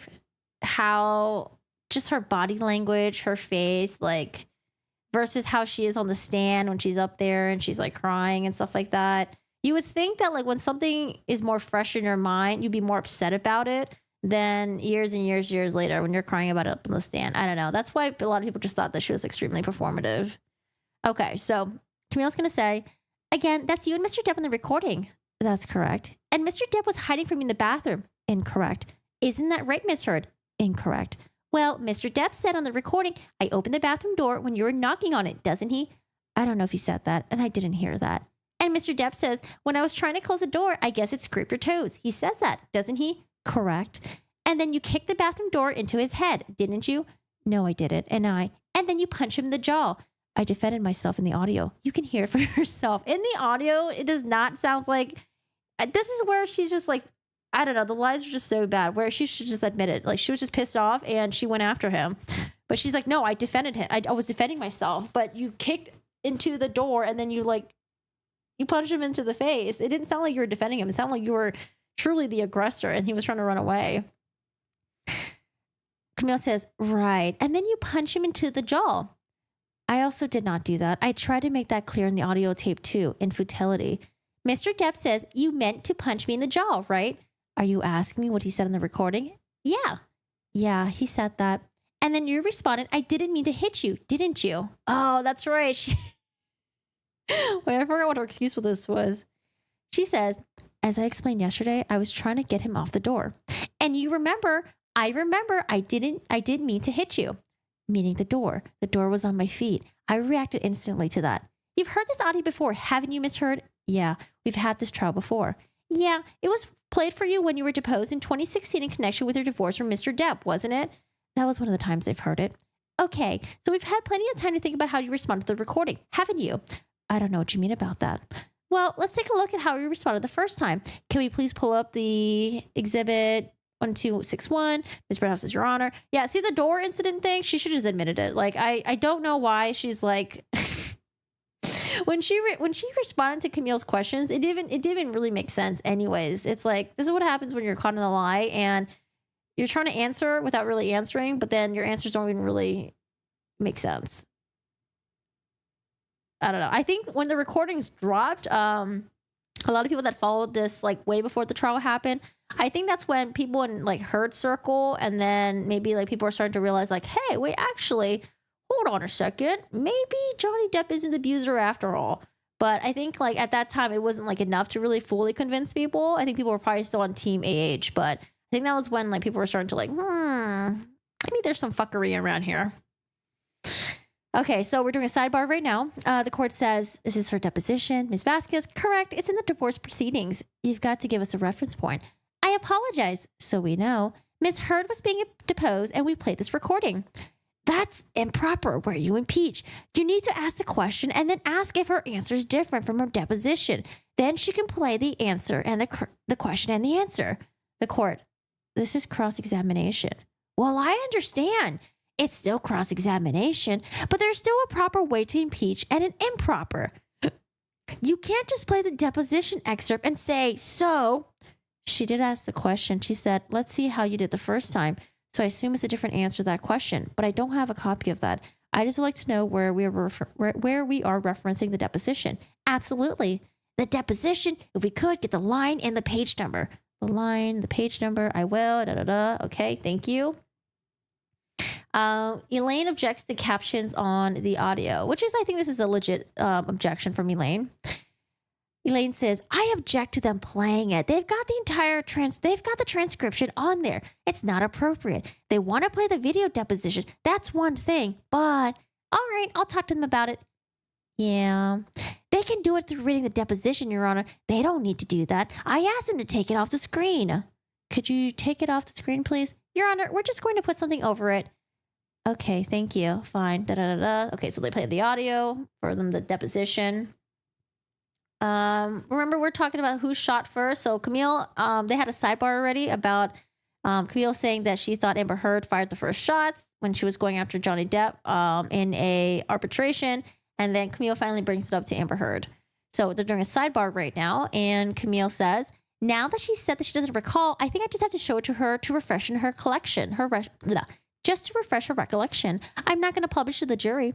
I would have to say, Your Honor, in this deposition, she didn't have any recollection of this either. She's entitled to see if it refreshes her recollection. That's it. You just have to show it to her and say, does this refresh her recollection? Okay. Thank you. Okay, so we're going to, this is a string of, we're going to read a lot. Okay. I'm going to keep reading. So Camille says, pull up Exhibit 219. And Ms. Heard, if you could, please read to yourself the first page of the Exhibit 219. All right. And if you could also read to yourself Exhibit 219. Yes. And if you could, scroll down, Tom. Again, Ms. Heard, just look at the page. And then scroll down, next page. Does this refresh your recollection, Ms. Heard, that you did in fact on October 2018, 2 months before you published the op-ed in this case, that the subject of this case, you initiated an arbitration against Mr. Depp for defamation? It's not my understanding I initiated an arbitration. It's my understanding that our lawyer sent a letter to his lawyers after he called me a liar again, effectively in an interview. And that's 2 months before your op-ed that was published in December of 2018, right? That's correct. And that's 6 months before Mr. Depp filed this case against you, correct? That's correct. And you filed the first shot, not Mr. Depp. I disagree. We sent a letter. See, it's things like that. It's like, we sent a letter. Okay, but what's that point of the letter? Okay, thank you. Ms. Hurd, isn't it true that you once filled up a customs form falsely so you could... Ms. Bredehoff, oh, this is Australia thing. Objection, Your Honor. May we approach? Your Honor, this is a subject of motion in limine that you denied. Your Honor said that if we were going to raise it, they had to approach. All right, let's take a look. Is it the... It's the customs form. She pled guilty. She was charged with falsifying a document in Australia. Okay. Your Honor ruled that this was allowed. All right. Which one was it? Do you remember? Your Honor, may I grab my... Yes, go ahead. Motion limine. So I believe it's motion limine number 2. Number 2, right? Doesn't say that we have to approach. Subject to objections at trial. Correct. Approach the bench for raising. So sorry, Your Honor. I didn't see that. Okay, all right. So what are we trying to raise here? That Ms. Hurd pleaded guilty to falsifying a document in Australia. All right, so that would be number 2. Correct. Correct, Your Honor. And in this situation, it did not result in a conviction. Correct. It was not charged in perjury. Okay. And it was not a crime involving moral turpitude. And the court specifically found that she did not intentionally mislead the document. Okay. What's the basis of bringing this up? That she pleaded guilty to falsifying document and essentially committing perjury, which is a crime of moral turpitude. It's highly relevant to her testimony. She wasn't convicted. She pleaded guilty, though. She was charged and pleaded guilty. She didn't have to be convicted because she pled guilty. Yeah, for crimes of moral turpitude, it has to be a conviction. Elaine says, and there was not. But the basis for you getting it in just to show a crime of moral turpitude, correct? Correct. It wasn't a conviction, so it doesn't come in for that. While we're up here, are you planning on any of the other ones so we can cover them before? You approached right before. Well, we've already approached about the topic and Your Honor ruled. That took care of that one. So are we going to do anything with immigration? No. All right. Thank you. Back in open court. Ms. Hurd, you testified yesterday that when you left the courthouse after obtaining the domestic violence order against Mr. Depp, you walked out into a sea of paparazzi and cameras, right? That's correct. You testified that you're surprised to see the sea of cameras. That's correct. Because it was quiet when you went to the courthouse that morning. And the divorce had remained on the radar up to that point. You testified that no one knew about your divorce, so you thought it was going to stay that way, right? No, I figured it would come out. I just tried to buy time. You knew the media had been alerted that you were filing for divorce, right, Ms. Hurd? No, I just knew that it would be impossible to do it privately, so you could just hope it was just a matter of time. You knew they were going to be there, didn't you? No, I did not. I assumed since it was a public building that there's like a likelihood, not likelihood, but possibility. But I was shocked. Your publicist, Jody Gottlieb, was there with you at the courthouse, wasn't she? Yes, she was. So you anticipated that you might need your publicist? I thought that filing might I was told the filing was public, that it would be impossible. There's no way for you to do a private filing. And the second that I filed for the TRO, it would be public news. I didn't expect all those cameras and I didn't expect. Oh man, this is when she walked through the crowd of the paparazzi. And you know what?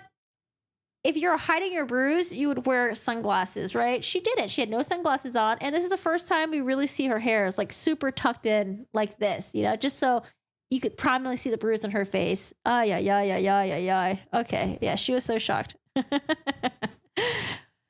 Oh, man. What yeah, there's so much fuckery going on. Good Lord. Okay. I didn't expect all the photographers, cameras to show up at the courthouse in real time, but they did. If we could please pull up Plaintiff's Exhibit 1280. This is a clip from the divorce deposition. And you have at page, if I can alert you, you have a transcript here, page 74, line 22. You said 874, 74. Okay, which line? Sidebar. Elaine says, I don't see this in, this is a text message sent to Jerry Judge, says the court. Camille Vasquez says, she goes on, and at the very end of her answer, you see that she testifies she alerted TMZ about the divorce. TMZ was alerted. The very end of her answer. Oh, I forgot about this part. Of course, it's okay. Elaine says, I'm sorry. Where is this? Right here. I'm not finding TMZ. It's at the very end of her answer. I'm sorry. I don't have my copy here. I don't have it with me, Miss Bredehoff, this site. I read the site. Bredehoff, I'm not seeing TMZ. It says right here, some of the indiscernible TMZ, which was alerted. Ms. Bredehoff, it doesn't say she alerted them. In fact, she testified that Laura Wasser alerted them. It's subject to direct, other redirect. Her theory is that she stated it. Well, I don't think it's impeachment, Your Honor. Yes. It's just going to be the video deposition again. Yes, thank you. So They played the video. Camille Vasquez says, Ms. Heard, did you send a text message to Jerry Judge on May 24th, 2016, telling Jerry Judge, I'm desperately trying to reach Johnny. It's extremely important. Please tell him. Amber replies, I remember sending the text message that's in front of me right now to Jerry. And I remember sending this because I wanted to tell Johnny or have him told by Jerry or someone who knew him or was close to him. Basically, I didn't want him to find out online that I had or was about to file or I had already filed for divorce. I wanted him to know verbally. So I was trying to reach him through a third party and tell him. When I say reach, I'm specifically saying I would like him to know information coming from me or coming from Jerry from me so that he finds out about the divorce filing or my intention to do so from some other source other than TMZ, which was alerted. Ms. Vasquez says, you slipped there, didn't you, Ms. Heard? You let it slip out that TMZ had been alerted to your filing of the DV restraining order, didn't you? I disagree. That's not what I'm talking about. TMZ is the same outlet that released a video of you, of Mr. Depp attacking the kitchen cabinets the same day before this deposition was taken, wasn't it? I didn't do that. I don't know how I could do that. TMZ owns the copyright to that video now, doesn't it? I have no idea what TMZ owns. Were you paid for that? I never got paid for it because I had nothing to do with it. So TMZ was lucky in getting the inside scoop from your divorce to Mr. Depp, huh? I have no idea. That's not my area of expertise. I wouldn't even know how to do that. And also, what does that get me? If I wanted to leak things about Johnny, I could have done that in a much more successful way, in a bigger way for years. She tried to, but she failed. Hi, Jeannie. How are you doing today? How's it going? Hello, hello. Now on the coffin. Camille says, not when you were extorting him for $7 million. I got a fraction of what I was entitled to in the state of California, by the way. What extortion? Camille says, Tasha Van Ray is your ex-wife, right? That's right. She's my ex-partner. She's the one that you told the story that Mr. Depp was jealous of, right? Yeah, and that was a 2013 fight in around March, yes. You testified that he tried to burn one of her paintings, correct? That's correct. You testified that he tried to burn one of your favorite paintings that she did, right? I don't know if it was one of my favorites. You committed domestic violence. Wait, okay. The painting thing, didn't she say that the painting was ruined, but then there was a picture of it in the garage like a year later and the picture was fine. There was like no marks on it or something. I don't think they talked about it in trial, but wasn't that brought up? When was that brought up? Was that brought up in the UK or somewhere else? So we all believe that TMZ just got that video out there. Yeah, I wouldn't be surprised if she was like, TMZ hacked me and that's how they got access to it. I didn't send it to them. I don't know, dude. I think she was trying to build a case against Johnny for years and she was trying to record everything just in case, if things go down, she's going to come out looking like the good guy because she probably knows that Johnny Depp was a beloved person and she just wanted to make sure she got all her ducks in a row and fuck him up. Okay. She said, did you commit DV against Tasha Van Ray? Amber Heard says, no, I did not. You assaulted her at Seattle Airport in 2009, didn't you? No, I did not. And people saw that? That's not true. And it was covered in the press. Isn't that true? It was a plant in the press by Johnny's team 2 days after they got the TRO. Not quite. Can you please pull up exhibit 1279? I mean, obviously after the TRO thing came up, they probably did some digging on her and shots were fired. So, am I really surprised? No. All right, next sidebar, 19. Ooh, we got a couple more sidebars to go. Your Honor did not permit her to get into that, says Elaine. We did. We said you can go to those articles themselves. Elaine! They literally just talked about the articles a couple sidebars ago. Were you not paying attention? The article I plan to show is this one. It doesn't have the word in here. Doesn't have the word. It's not going to evidence. Not going into evidence. Not going to be shown to the jury. Not going to be shown to the jury. Okay, thank you. Back to open court. If we could, please have the article displayed for the witness. This was an article from 2 years ago. Correct, Ms. Heard? I don't know when this was. May of 2020? That's not when it came out. No, this story started getting planted in after I got the TRO, after I got a restraining order against Johnny. The headlines say Amber Heard allegedly struck Ms. Bredehoff. Objection, Your Honor. Objection, Your Honor. Your Honor ruled she can't say that. If you want to approach again. Sidebar. It was just the title. Just the title. The title. Can't have the rest. Right. Doesn't have the word. The court. Okay. Ms. Vasquez. The title reads, Amber Heard allegedly struck her ex-girlfriend at the airport, doesn't it? Yes, and that's not true. May we approach? Okay, next sidebar. Your Honor, I think she's opened the door to the arrest. I mean, the fact that she's saying that's not true, she grabbed and assaulted her ex-girlfriend, yet she was arrested for the exact same thing. I think at a minimum, I should be allowed to show her the arrest record. Again, I'm not going to be admitting it to see if that refreshes her recollection that in fact she did assault and grab her girlfriend. She did say no. No, Your Honor, I'm saying, what did Your Honor say? Indiscernible. Right, because she's going to so deny it. That's the whole point. An arrest is not a conviction. I'm not going to allow that. Thank you. You're not going to? No, I'm not. Okay, thanks. I couldn't hear you. Someone get Elaine a stool so she could stand and reach the judge. Yeah, so what's interesting about these sidebars is we're learning why certain things came in, why certain things didn't come in.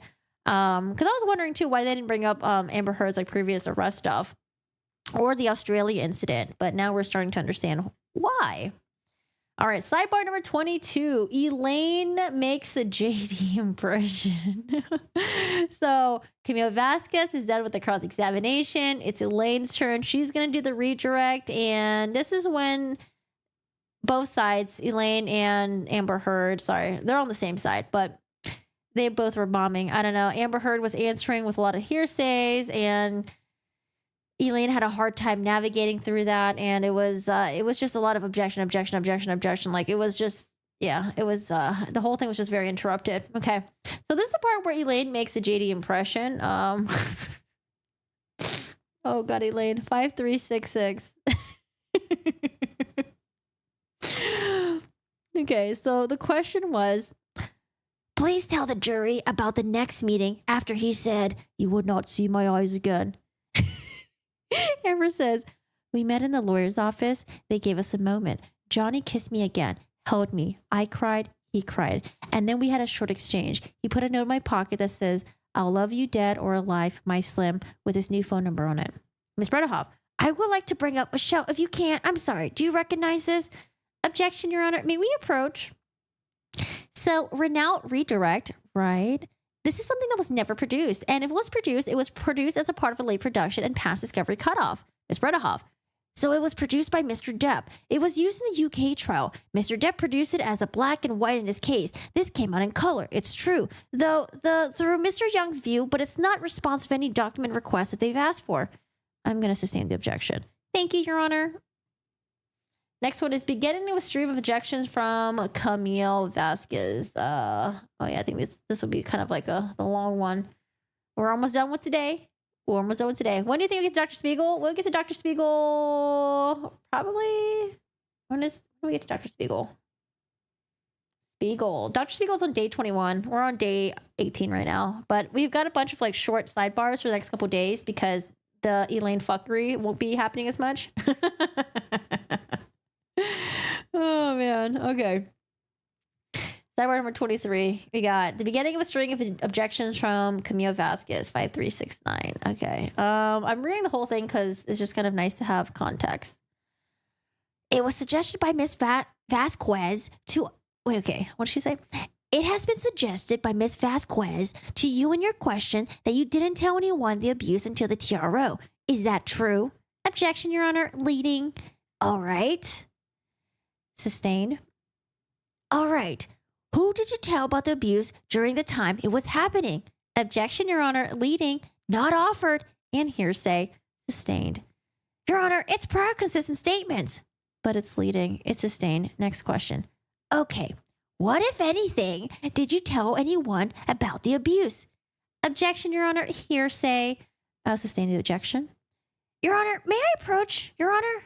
That's fine. You don't have forever to do that. I mean, there's a timeline you're talking about. Actually, Your Honor, there's two different ways I think it comes on to prior consistent statements, Your Honor. I submit this brief earlier to Your Honor. I've seen it. So there's just two parts to this one. And one part is just the prior consistent statements on specifics. And I will have some on that. But the second is the offer to rebuff allegations of recent fabrication before litigation arose. And that's Virginia Supreme Court Rule 2801D2B and the Virginia Supreme Court that further define this principle. I'm citing Faison here, where a witness who has been assailed on the grounds that the story is a recent fabrication or that they have some motive for testifying falsely, proof that when they gave a similar account of the transaction when the motive did not exist before the effect of such account would have been foreseen or motives of interest would have been induced to a different statement is admissible. And that's Faison, and there is also citing Gramsci Duncombe. In this instance, they're clearly suggesting she made up the TRO and that it was never there before. She didn't tell anyone, it didn't exist. I think that brings in, that's not what we're saying. All of the statements, Your Honor. I'll sustain the objection. Your Honor, just so I make a complete record on that, I'm removing the admission of the exhibit that I tried to put in last Wednesday and Thursday that were for hearsay because they're prior consistent statements. I just want to put my record on, Your Honor. Okay, that's fine. But it's not prior consistent statements, so I'll sustain the objection. Thank you, Your Honor. Oh, no. Thank you, Your Honor. Ms. Bredahov. Ms. Hurd, how many people have you shared the fact of the abuse prior to 2015? Objection, Your Honor. Leading calls for hearsay. How many? How many? The court overruled. Amber Heard, roughly about 10. Okay. Okay, can you name them? Yes. Objection, Your Honor. Hearsay. Ms. Bredahov, I think she can. It's not offered. It's just to show that she'd informed people before. There are suggestions. Ms. Vasquez. Objection, Your Honor. Can we approach this again? So we're doing sidebar right now. Your Honor, she's making arguments in front of the jury. I understand. And it's just inappropriate. I mean, you said at the outset of the trial, speaking objections are not to be permitted. Just one word objections, legal objections. Okay, so Your Honor, I think it's been suggested that she made these up. I think she should at least be right. She said 10 people. So why do we need the names of the people? Okay, I'll sustain the objection. Thank you, Your Honor. Okay. Now, were you asked whether you had consulted a medical doctor about any problems with your nose? Correct? That's correct. And you indicated that you, in fact, had after the divorce. Correct? Objection, leading. Did you or did you not consult an ENT after the divorce? I did. Objection, leading. Did you produce medical records to the defendants relating to this? I did. Objection, leading. I'll sustain the objection as to leading. Next question. Thank you. And Your Honor, if we could, the witness could be instructed not to answer until I've lodged my objection. All right. Wait for the objection, please. Can we bring up the exhibit 1077? Do you recognize this document? My screen is black. Oh, sorry. There you go. Yes, I do. And can you tell us what it is? That's what my ENT, the ears, nose, and throat doctor told me. Objection, Your Honor. Hearsay. All right. When there's an objection, please stop talking. Sorry. Thank you. All right. Also saying the objection is a hearsay. Ms. Bredahov. Okay. What, if any, you were asked if you had, it was suggested that you had not produced this in discovery. Is that true or false? Objection, Your Honor. Leading. Your Honor, she absolutely did that. It's leading. It's a leading question, though. I'll sustain the objection as to leading. What, if any, did you do to produce medical records to the defendant, to the plaintiffs in this case? I turn over my devices. They had Johnny's team had a third party or someone they selected as a third party go and pull all relevant documents from those devices, which I handed over. Do you know how many were handed over? Hundreds of thousands, I believe, maybe more. Objection, Your Honor, lack of foundation. All right, I'll sustain the objection. Next question. And what, if any, did you produce the plaintiff in connection with your consultation with an ENT specialist relating to your nose? Objection, leading, sustained. I asked, what, if any? Foundation, hearsay. What, if any? It's not a cure-all. It's sustained. When did you see an ENT specialist? 2017 or 2016 or 17. As a result of the consultation, what did you learn about your nose? Objection, Your Honor. Hearsay. I'm not asking her to tell what they said. I'll sustain the objection. What, if any, production did you make to the plaintiffs of your medical records with the ENT? Objection, Your Honor, lacks foundation. If you want to, lay a foundation. Do you know whether the medical records from your ENT were produced in discovery? Objection, Your Honor, lack of foundation, calls for speculation. I'm just asking. I'll overrule if she knows. Thank you. Yes. And do you recall, I'm trying. What, if any, did the medical records reflect about your nose? Ms. Vasquez. Objection, Your Honor. Hearsay. I'll sustain the objection. Do you have any injuries to your nose? Yes. Please describe to the jury. I have scar tissue. I'm going to object to the extent it calls for hearsay and lack of foundation. Overruled. And improper expert opinion. She can certainly testify to. We'll see where this goes. Go ahead. Okay. Go ahead. I have a significant amount of scar tissue in my nose. Objection, Your Honor. I'll sustain the objection. What, if any, difficulty did you have breathing? Objection, leading. What, if anything, and that does cure it, Your Honor. The court. It doesn't, but I'll overrule her objection. I like how Bretterhoff is trying to give Judge Penny direction, okay? Judge Penny has been schooling you this entire time, and you're still going to think that you're going to be able to school Judge Penny. I don't think so, Ms. Bretterhoff. Hi, Sandra. How are you doing today? How's it going? She seems a little bit slow. Oh, yo, yo. Do you remember the question? I have a significant amount of trouble breathing at night, and I've been putting off having surgery for it. Okay, so now you're asked about December 15, 2015, and Ms. Vasquez suggests that you did not report abuse or the injuries to Aaron Filati. Do you recall that? Objection, Your Honor. Leading. Your Honor, I'm entitled to go into what Ms. Vasquez says. Objection is leading. I'll sustain the objection. Okay. Did you report, what, if any, did you report to Aaron Filati about the abuse you sustained on 12/15/2015? Objection, leading and hearsay. Approach. All right, next sidebar. You can't just put what, if any, and I can't hear you. You can't just put what, if any, in front of the whole statement and say you're directing her directly to that. There are ways to ask the question. You just can't ask it in those ways. So if I'm going to, Your Honor, I would like to do a preview. Sure. There's notes from Aaron Filati's records that were excluded from 12/16. Okay. Ms. Vasquez read from 12/17. Okay. I'm going to now bring in 12/16 prior consistent statement because she was impeached with 12/17 from the hotel about the injuries to Aaron Filati. I don't know. Also, Bretterhoff has a hard time, working well under pressure. And she needs to be crafty. When she's not getting her questions through, you got to be fucking crafty and ask the question a different way. You know, she just keeps throwing the what, if anything. And Judge Penny's just like, dude, what the fuck? Okay. In fact, Aaron Filati documented the day before that, in quotation mark, client states JD was inebriated. Client states disagreement escalated and states husband, discernible, abuse, indiscernible, to head. Client denies loss of consciousness, indiscernible, headache, and closed eye. I would encourage client to notify Dr. Kipper and then go to the emergency room. Client declines, states friend Rocky was here, and that husband will not be able to enter home. This is a direct response to the prior consistent statement, Your Honor. Ms. Vasquez asked her about 12/17, which is in evidence. Again, this is Aaron Filati's notes, but at this point, this is just her recording what AH told her. And this is also the time where AH said that she had a black eye and, she had a busted head, but she went on a TV appeal. I don't know why she kept doing this. Maybe she was just too fucking greedy and couldn't say no to these appearances, red carpet appearances, TV appearances, these events. Just fucking say no. And then, later on, when you accuse Johnny Depp of abuse, then maybe people will be like, oh shit, you know what? AH didn't appear on this red carpet with Johnny Depp. She skipped this, she skipped that. At that point, people will be like, oh, okay, there must be a reason why she didn't show up or something like that. I don't know. Your 27-year-old daughter passed away unexpectedly less than 2 weeks ago. She left behind 2 children, ages 2 and 6 years old. We still have no reason. Wait, what? You're still getting an autopsy report unexpectedly? Was it at the hospital? Was it at her house? Dude, I'm so sorry about that. That's so sad. Oh, and she's got kids too. Oh, I'm so sorry to hear about that, Sandra. You're so broken and being out of the blue and having no answers, the worst. We just barely were able to get her remains into the service last Wednesday. Everything is such a mess. Dude, that sounds horrible. It was at her home. Oh my goodness.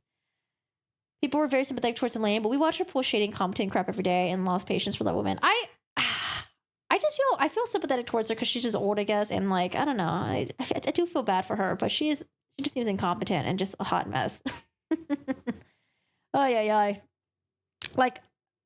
I don't get I don't really get I don't know. She was AH's attorney though, but AH is malicious. Malicious is what I'm trying to say. Yeah, AH is like malicious. You know, when someone is like pure evil, malicious, that's when I'm just like, no, I don't really feel bad for you. You're just fucking pure evil. Elaine's just, I don't know. She does a hot mess, man. Okay, so we're talking about the notes from Aaron Filati. This is when Amber Heard makes the TV appearance on like the James Corden show. Okay. The court, Ms. Bredehoff, and suggests that she didn't tell her about it. And then she went on and got that Dr. Kipper wrote and suggests that she didn't tell him about the incident. So she's suggesting she falsified the incident. This is a prior consistent statement to Nurse Filati. So I'm going to, Your Honor, it's hearsay. It's hearsay. Well, she's saying she's not using it for, she says exception to hearsay is a prior consistent statement. Correct. But it's still double hearsay, Your Honor, because it's not Ms. Heard's statement. It's Ms. Heard's statement allegedly to a nurse, and it's recorded in the document. That's double hearsay. That's still double hearsay. The nurse isn't testifying to that. That's the whole point of having an exception to hearsay. No, you still can't get over. I understand. I see what you're saying. In which you need an exception, and there's medical records exception. No, there isn't. Who is CT? Client. Okay. By the way, my question wasn't, what injuries did you tell Aaron Filati about, which would have elicited a testimony? Perhaps you still have to get over the 2 levels of hearsay, but she doesn't have an exception for the 2 levels of hearsay. I don't agree. A prior inconsistent statement is an exception to the hearsay rule, so it is medical record. Judge Penny says, but medical record, you still have to get over the hearsay and the medical records. You have to get over the hearsay. It's not hearsay. Anyways, where we're at, correct. She's trying to offer it. It's specifically intended not to impeach her. It's specifically intended to impeach her and suggest that she did not tell Aaron Filati about the injury and that she brought up 1217 note, which is in evidence. I did not. All right, this is what I'm going to do. I'm not going to allow this into evidence because it is double hearsay. But if you want it because it's a prior consistent statement, you want to ask her. And this is when Judge Penny, there are times where she just like straight up just helps Elaine because Elaine just struggles so much. She's like, okay, ask the question this way then. But she also helped, I think she helped Dennison once too when he was doing his cross-examination. But anyways, so Judge Penny was like, you want to ask her, in quotation marks, did you tell on 1216? Did you tell the nurse about your injuries? I'm going to allow that because it's a prior consistent statement, but I'm not going to allow the notes in. Okay, does that make sense? I know the jury doesn't get to see that. And they see the 1217 and they're misled. But you have a hearsay issue inside of that. I'm allowing you to ask the question for prior inconsistent statement because I think that's appropriate, okay? Just what? And not reading in the note, just an open-ended question. What did you ask her?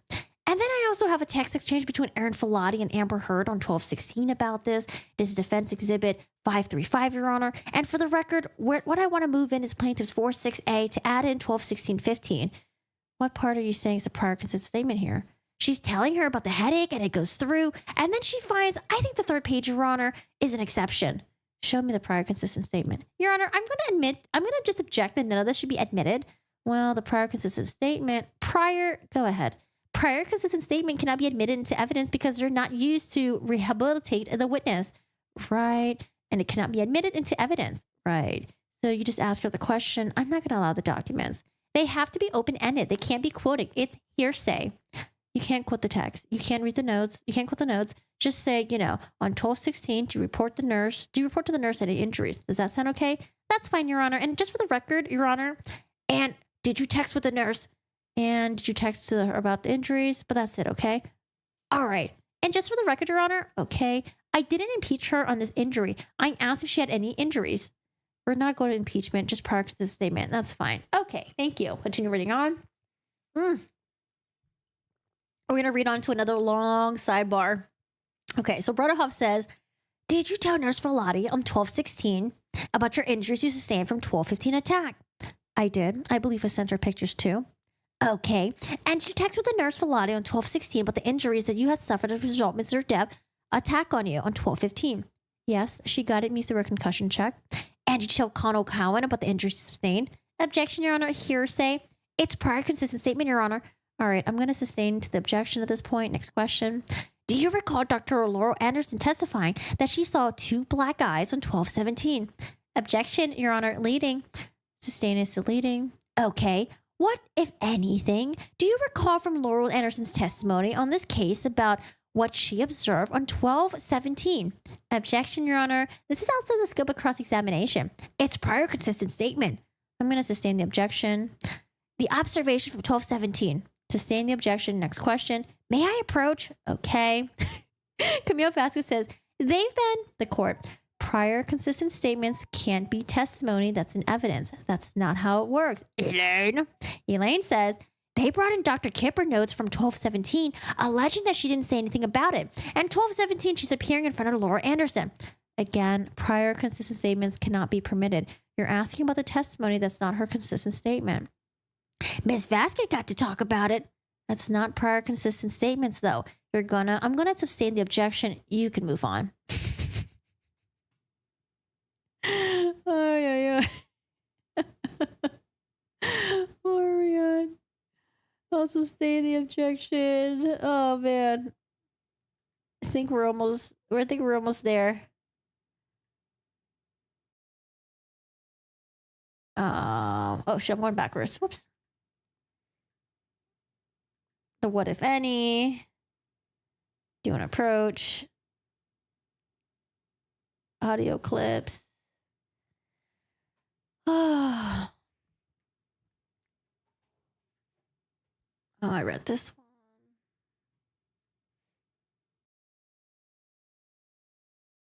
Okay, 26, and then read until 27. Elaine complains by saying it's not fair. Okay, I don't remember what Elaine complains about. Let's see. It's not fair. Okay, so question is, when in December did you see Dr. Laura Anderson? Objection, lack of foundation, overruled. I saw her 2 days after the attack. So on what days did you see her then? That will be on the 17th of December of 2016 when I told her what happened. Objection, Your Honor, hearsay. I'll sustain the objection. And when did you see Dr. Connell Cowan? I saw him the next day, December 16th is my best recollection. Let's jump to East Asia for a moment. We saw pictures from the backless dress. What, if any, motivation would you have to claim that Mr. Depp was kneeling on your back knowing that you had a backless dress? Oh, no, don't bring up the backless dress. You're just going to remind the jury again. Hi, Paul. How are you doing today? Ay. Objection, Your Honor. Leading calls for speculation. As to leading, I'll sustain the objection. Okay. Why did you say that Mr. Depp was kneeling on your back in East Asia? It was in the closet of a hotel room in Tokyo. I said that because it happened to me. It would have been much more convenient if I was making it up to not include that detail, knowing I had a backless dress. I walked the press line and got photographed. Honestly, though, I think she just forgot. I think when she... I don't know. I think when these fights happen, I think she exaggerated what happened, and then she forgot that, like, oh, whoops, I probably wore a backless dress that day. Oh no, I think she just fucked up her timelines and stuff, and ended up biting her in the butt. Or she's just one of the most dumbest liars ever. Because a lot of the lies that she alleged against Johnny Depp were like, a lot of things that she alleged against Johnny Depp were things that you would see her later on making a public appearance. And yeah, there's makeup and stuff like that, but she alleged that she got beat up by a man that wore rings on like all his fingers, and you wouldn't really be parading around, even though makeup would help, you know, and I'm sure icing would help too. But nah, man, you'd be fucking swollen up. You'd be like brown and blue, and like it would have been all like, it would have been bad. And just remember, these pictures aren't like shitty, like Nokia photos. Okay. These are like high quality photos, red carpet photos. I don't know. Very nicely lit areas. Hello, Mama Jama. Mama Jama, how are you doing today? How's it going? Oh, man. Okay. Question. Now, we've heard testimony about Mr. Depp making a total of $65 million in 2015 and 2016 from his experts. Objection, Your Honor. Why would leading? I haven't asked a question, Your Honor. Hearsay. Why did you not ask for $32 million from Mr. Depp? Your Honor, leading. I said, why did you not ask? Relevance. The court sustained the objection to leading. Next question. Can I just ask why you do not ask for $32.5 million for Mr. Depp? Ask and answered. Relevance. Overruled. Go ahead. Because I didn't want it. I realized that that's what I'm entitled to, but I didn't want it. That's simple. The tape recording that was played has you laughing quite a bit. Can you tell the jury what was the context of the particular tape recording was? I don't really recall a whole lot about what's going on. I know we had a fighting kind of ad nauseum, but some sort of a loop, if you will. I was doing my best to try not to show any pain. That's what I was trying to do. I was trying to be tough and not show what kind of pain I was in. Oh, I think that was when she was like laughing and cackling like a fucking crazy person. I don't know, man. That was like, it gave a lot of people goosebumps. It was pretty unhinged. Now, Ms. Vasquez asks about how you got into your role to Aquaman. Could you please describe to the jury how you got your role to Aquaman? Yes, I auditioned, not Johnny. I auditioned. I worked really hard. I went to where we were filming the first movie, Justice League, I think. I went, 5.5 months early before filming commenced. When I heard they wanted to fire me, so I put myself on the job. Objection, Your Honor. Hearsay. Sustained. I worked really hard. I worked really hard on that, and I had to prove myself. And I did that even though I was only filming for 6 days. I was there for 6 months, just worked my butt off. That's why. Wait, why was she there for 6 months? Jesus. What if Eddie wrote the Mr. Depp plan you're getting Aquaman? He tried to have me fired from it. Objection, Your Honor. Speculation. All right, I'll sustain to speculation. How do you know that he tried to have you fired? Objection, Your Honor. Calls for speculation and hearsay and lack of foundation. I'm trying to lay a foundation. All right, lay a foundation. I saw it. I saw the emails. I saw the text. I'll sustain the objection as to hearsay to the court. Next question. You were asked about Iris Baruch and that he saw no marks. What is your recollection of the interaction with Isaac Baruch during the week of May 22nd? I saw Isaac when I was coming or going, meaning I was leaving or arriving to the building. I saw him at a distance. We did not have an in-depth conversation, nor would we, and I told him actually right after it happened what his friend had done. Objection, Your Honor. Hearsay. I don't think it's offered to prove the truth of the matter asserted. I'll sustain the objection. Next question. Okay. Stay away from what was said. Can you tell us what interaction you had with him and his opportunity to observe you with absolutely no makeup? Objection, Your Honor. Leading. Sustain the objection. It's leading. Please describe for the jury your interaction with Isaac Baruch during the week of 22nd. Well, not only did I have makeup on, but I did attempt to kind of let him know what happened. Objection, Your Honor. Hearsay. I'll sustain the objection. Next question. You were asked some of the questions about Officer Melissa Sines' testimony. What, if anything, do you recall relating to Officer Melissa Sines' testimony regarding your injuries? Objection, Your Honor. Hearsay. Your Honor said I could redirect after cross-examination when she... Do you want to approach? In the sidebar. The judge, when he says, you can redirect, but not hearsay. I mean, hearsay and leading. Your Honor, it's patently not fair for them to cross-examine. And then Your Honor say, that's for redirect. And then I say, she's answering these questions. She's answering what Melissa Sines, she's testifying to what this is Miss Vasquez testifying to what these people testifying to and asking them a question. I object to that because I think that's not a proper way to do it. Your Honor says that's for redirect. Now I'm trying to redirect. You still can't redirect with hearsay or leading. I'm not sure from that question exactly. I mean, are you trying to get to what her testimony was when she was testified? Because that's what she was talking about with the testimony. The in-court statement was that she made for the deposition that was played as to a witness. Is that what you're trying to get into? Yes. That's not what you asked. All right. Okay, all right. But it's not hearsay if it's an in-court statement, so I can ask that because you're talking about her testimony. If she knows what her testimony was.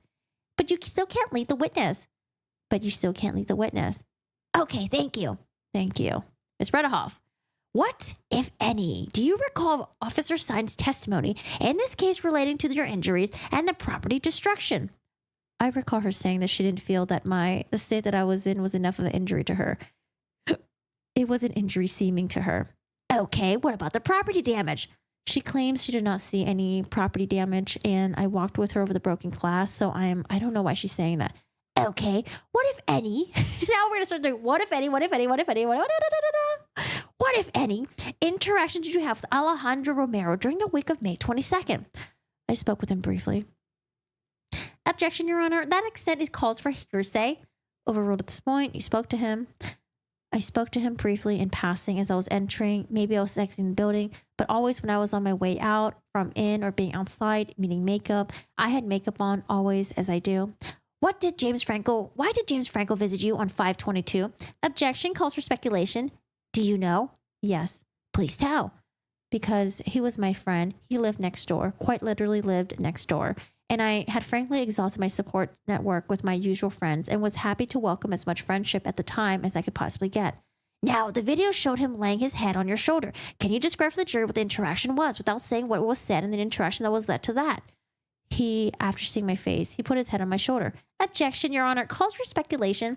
That doesn't call for speculation. If she sees that he sees her, he touched the side of my face too. I'm going to sustain the objection.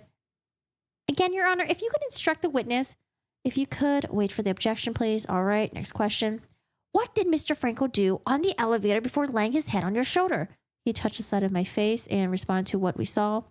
He talked about you were shown a bunch of newspaper headlines. There was one particular referring to sexual violence. What, if anything, did Mr. Waldman do to you relating to that article?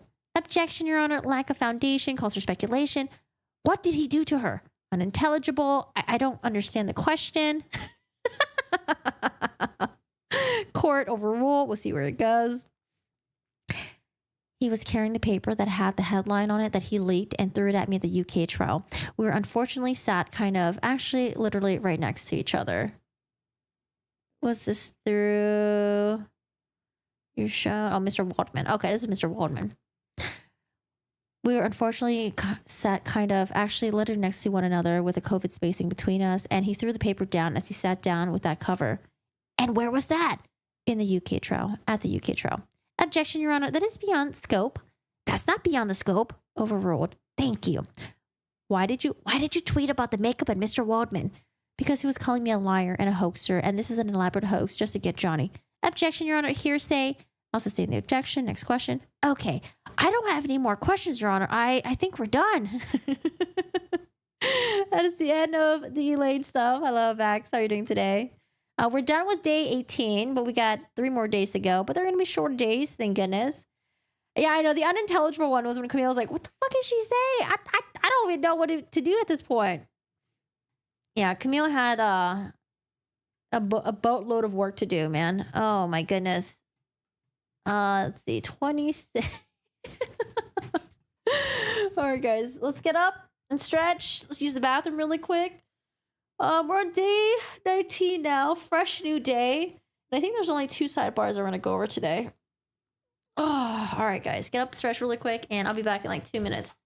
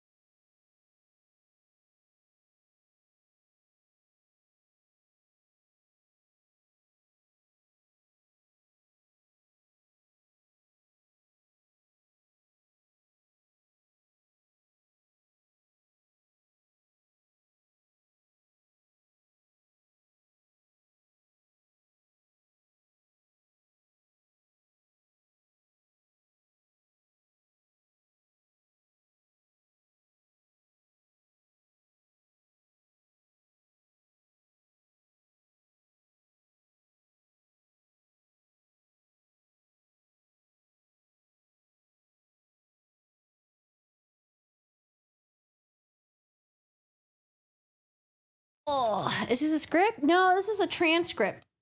Not like a fake script or anything like that, like a movie script or anything. It's a transcript from the court. We're reading all the sidebar stuff that happened. When the trial was happening about a year ago, we didn't get to hear what they were talking about with the judge. It was all white noised out, I think, or muted. Actually, I think it was just muted for us on our end. But probably white noised out in the courtroom. All right, y'all. Whew. That was, I don't know. That was like a string of days where it was just really rough for poor Elaine. All right, day 20, May 19th. We got sidebar number 1. We got the beginning of trial. Ben Chu gets in trouble. Oh, I think about the alpacas. Yeah, Ben Chu and Depp lawyers get in trouble for taking pictures. Lawyers were getting death threats on both sides. And then Judge Penny talks about TikTok. Why is Judge Penny talking about TikTok? Let's see what's going on here. So we already got some drama brewing in the beginning of the day. All right, y'all. What we got the sidebar about? Mr. Roddenborn says, first one is, Your Honor requested a set of orders for the juror. Everyone sign this. Everyone's okay. Deposition, designations, photos to be shown. I don't think we need this entire thing. Pictures, metadata.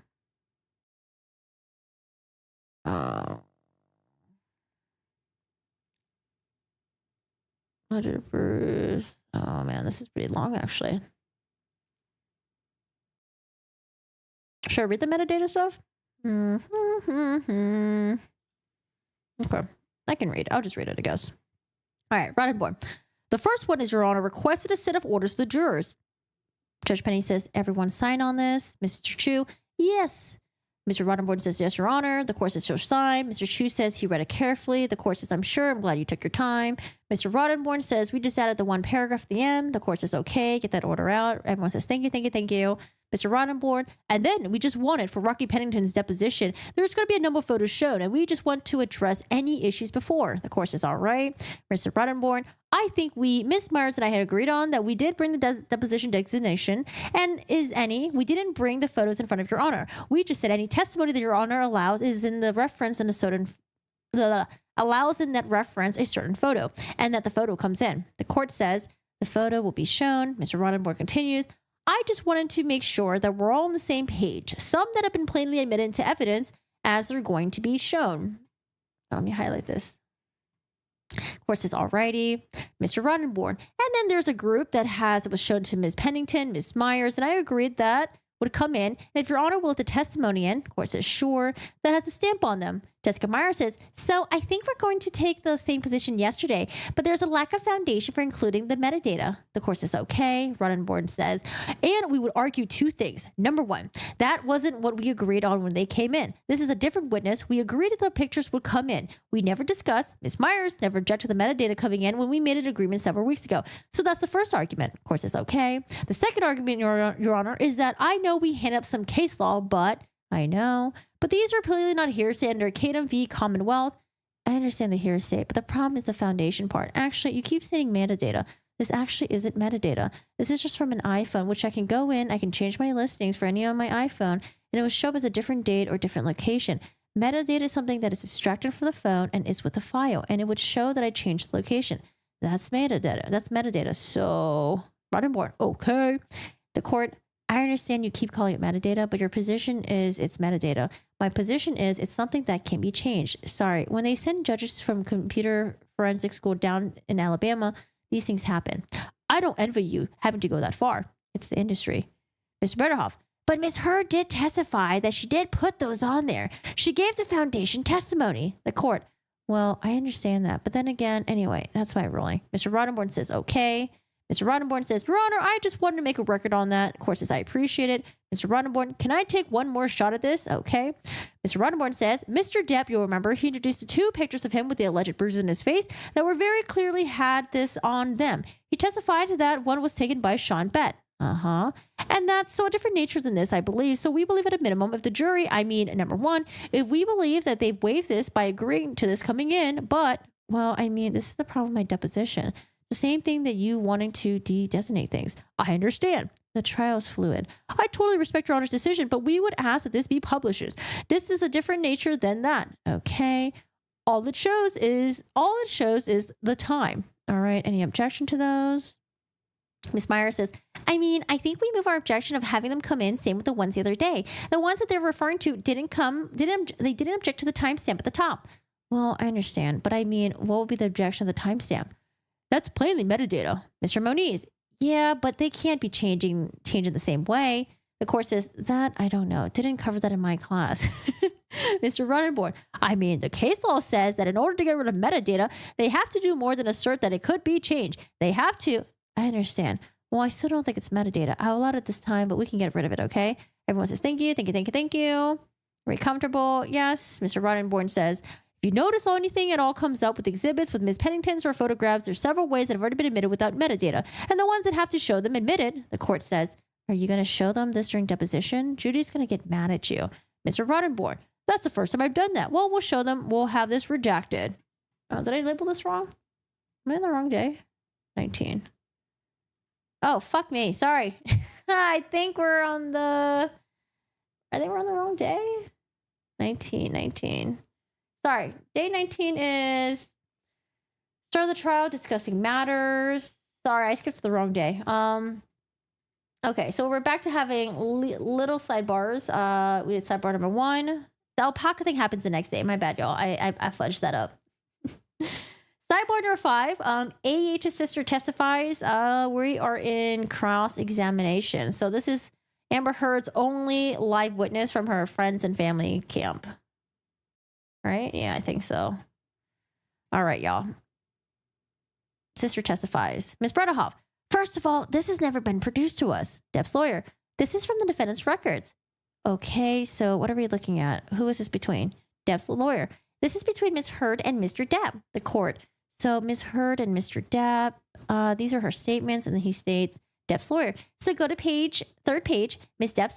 Heard says, I love you both. I love you both so much. I would fucking stay out of it if I thought this shit would be passive, no point of return. But that's not where you guys are at right now. Sorry, these 2 blue ones right above the green. Ms. Bredehoff. So, first of all, it doesn't impeach because she said she doesn't know what it means.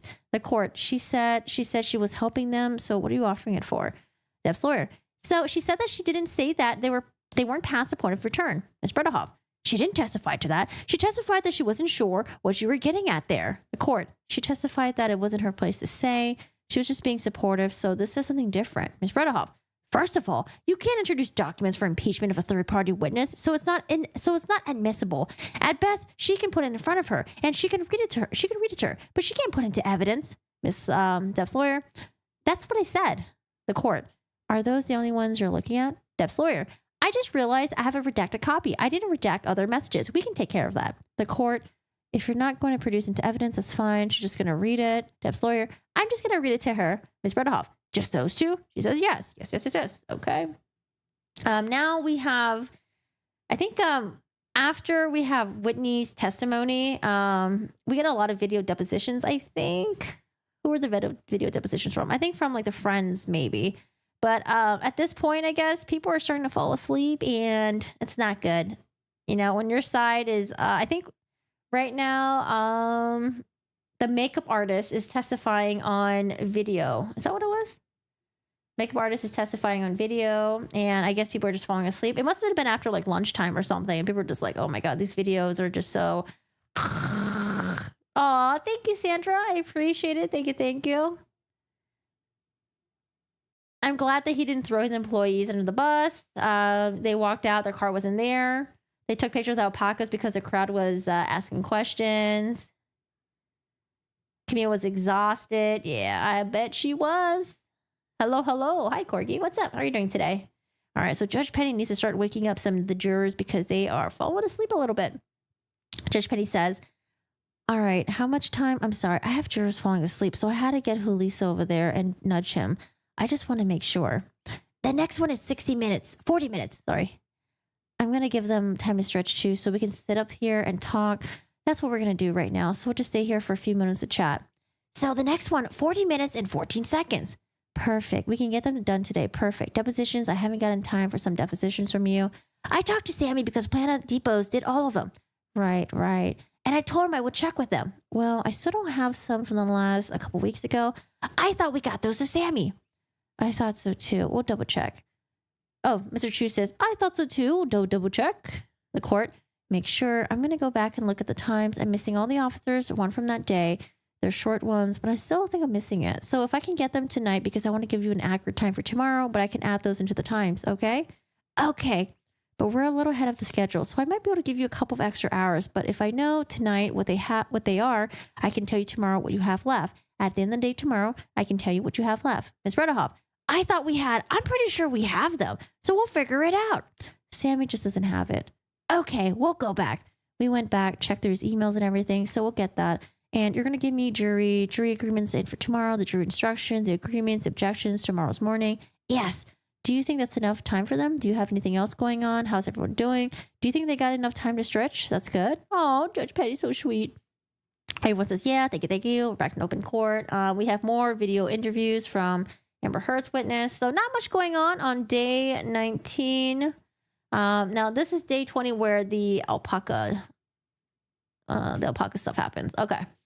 Sorry. So now this is day 19, sidebar number 1. Beginning of the day, Ben Chu gets in trouble, other lawyers getting death threats, and then Judge Penny talks about the TikTok.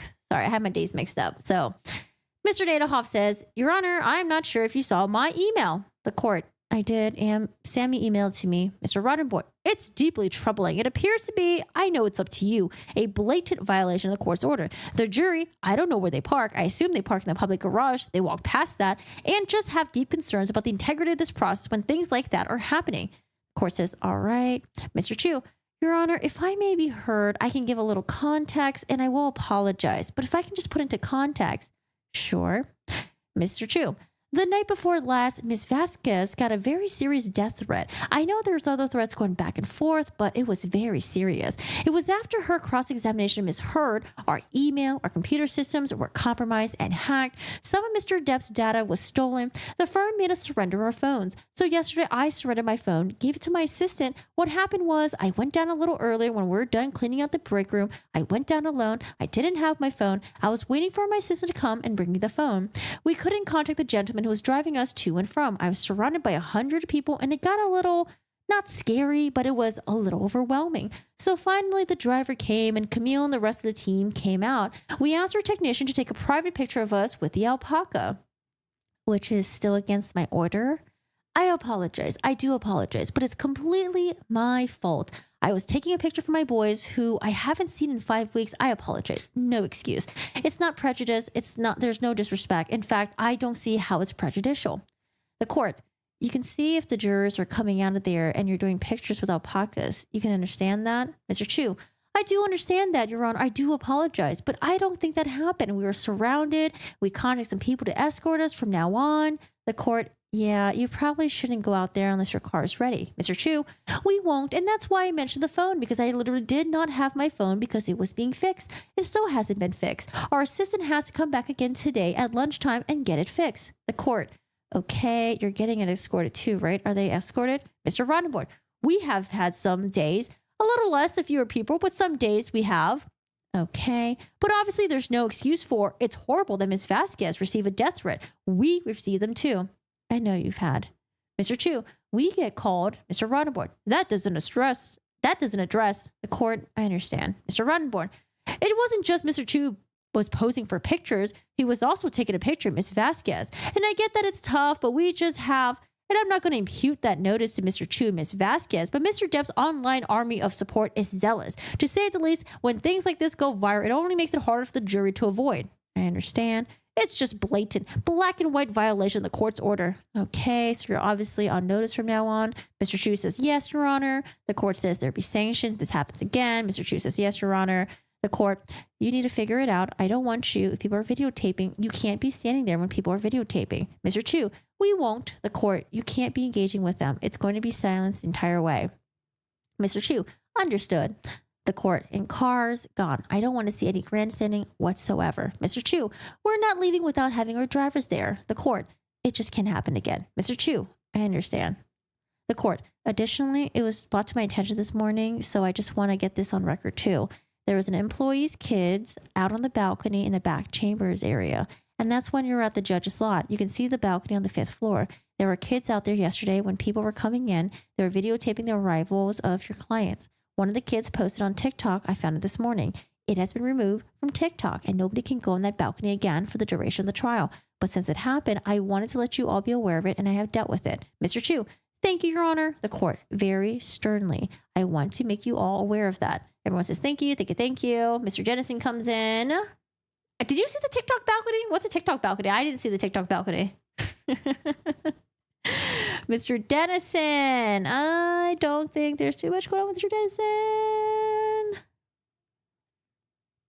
Yeah, not much of Mr. Dennison. Okay. Sidebar number 2, we just have Samuel Moniz injuring his finger. The court says, all right, yes, Mr. Moniz. Your Honor, this relates to the exhibits for Mr. Waldman. Okay, what did you do to your finger? Maybe I don't want to know. Like a complete idiot, I bumped into the wall, says Samuel Moniz. Ms. Bredehoff, he ran into Mr. Depp. I wonder if this is Elaine trying to be funny or Is she calling Johnny Depp a wall? Or I don't know. I wish I could see her like body language. Was she smiling? Was she trying to make a joke? Or was she just, did she actually think that he ran into Johnny Depp and like fucked up his finger or something? The court, you're trying to show something here. I don't think that's Mr. Chu. It's the same finger too. The court, I noticed that. Mr. Moniz, ironic. The court, yes, ironic. Yes, sir. Mr. Moniz, this relates to the counterclaim statement that are already coming through, Mr. Waldman. Your Honor's already ruled on this to some extent. With Ms. Heard, I understand we don't go back. The court, don't go backwards, but if you can preserve the record. Mr. Moniz, so we want to move into the evidence, move for the admission of 881A, B, C, and those are the articles that contain the counterclaim statements. The court says, right. Mr. Moniz, I appreciate Your Honor has already ruled this on hearsay, that this is hearsay. Just want to touch very briefly on a couple of the court cuts him off. You can, just for the record, because obviously, I mean, Mr. Moniz, I understand we don't go back. The court, but defamatory statements can be in context your own statements, but he didn't know what the articles were going to say or know how they were going to print the article. Mr. Moniz, right. It is relevant to a couple of points. First of all, it is relevant to show that he was speaking to reporters. That's who the statements were made to. The reporter then went on the right articles that presented both sides of the story, presented his statements as a statement as one-sided of a two-sided story, so that we believe is evidence the reporters were knowledgeable of the circumstance and did not accept things at face value. The other point I'd like to try to make, Your Honor, is that it is relevant to the damages that the two statements are buried at the bottom of the lengthy article. The articles have all sort of bad things about both parties. I believe it goes to plausibility that Ms. Heard claims she suffered $100 million in damages from these specific statements. How did she get the 100 million statement? 100 million calculation again? Or is it she just want to do a power move and just double Johnny Depp's amount? These are statements that appear in the context of the articles that lay out the source of other things about the parties. We believe it's relevant to the damages issue. The jury ought to be able to consider the way these statements actually appear in the context and addressing her claim that she suffered 100 million damages from these statements from Mr. Waldman. The court, you're saying these are other bad statements in there for damages purposes of hers, for her. Mr. Moniz, you have Ms. Heard's lawyers for her. Yeah, I mean, yeah, they talk about it. I mean, I have copies of the articles here. If Your Honor wants to look at them or not. They lay out, they are the transcripts specific, for example, recordings. The articles talk about she admitted to punching and so on. The court, okay. Ms. Bredehoff, same argument as before. He had no idea what was going to be placed in there at the time. So it's not pertinent to it. And the second thing, Your Honor has consistently ruled also against us, we can't put in other articles that are negative or other statements that are negative about Amber Heard. We can bring them up and put titles in front of them, but which was done in cross-examination. I'll sustain the objection, but you have your record. Thank you, Your Honor. Thank you. Yes, double JD. Elaine said in closing, so we wrote back and doubled. We wrote back and doubled or something. I don't remember hearing that, Danielle.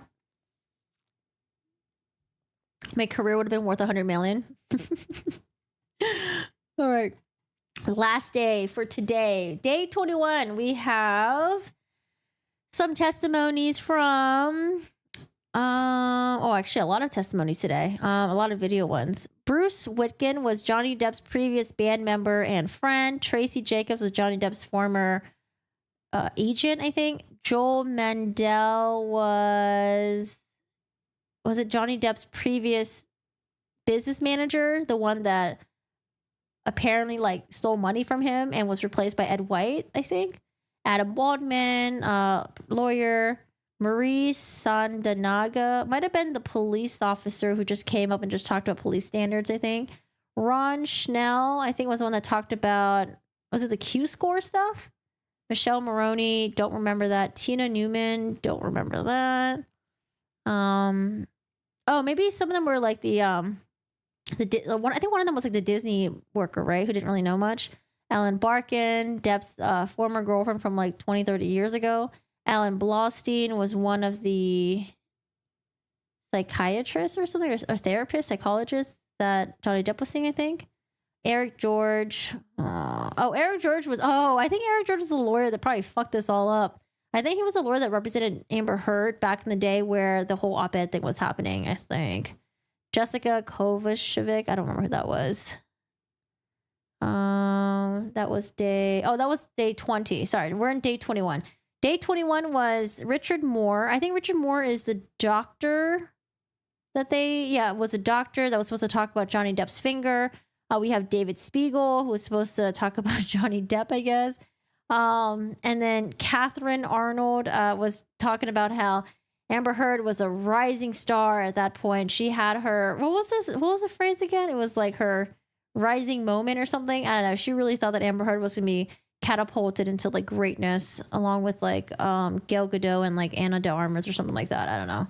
She made some very interesting, and even with Jason Momoa too or something. I don't know. She made comparison to Amber Heard with like other big actors and actresses. And we kind of thought it was a little ridiculous. All right, y'all. Sidebar 1. Dr. Moore was crossed by Camille. Mr. Roddenborn has an objection. Mr. Roddenborn, Your Honor, this is already excluded the testimony's hearsay when in deposition designation when Dr. Kipper claimed that Mr. Depp told him it happened with the vodka bottle as he was picking him up in Australia. Your Honor concluded that the testimony from Dr. Kipper's deposition as hearsay. The court, well, when Dr. Kipper was testifying, Camille, correct. Mr. Roddenborn, yes, I understand. Camille Vasquez, he can testify as to the court because he was reviewed. Ms. Vasquez, he reviewed the deposition. Mr. Roddenborn, he can testify as to what he reviewed, but it's not offered by us, by Ms. Vasquez. It is not offered by us. The court is overruled. Roddenborn says, okay, thank you. And then we got enter Dr. Spiegel being direct examined by Elaine. Yeah, I don't know. Sometimes, like, when the trial was happening, it just felt like, is this real shit, man? I can't believe this is like... Is this a real trial that's going on right now? I don't know. There's so many batshit crazy things that's happened. Oh yeah, a Star is Born moment. Yeah. Yes. Was he the one that kept saying Amber Turd, or was that Dennison? That might have been Dennison. There was someone that kept saying Amber Turd, and it's like, dude, I bet you she gets triggered when she hears that.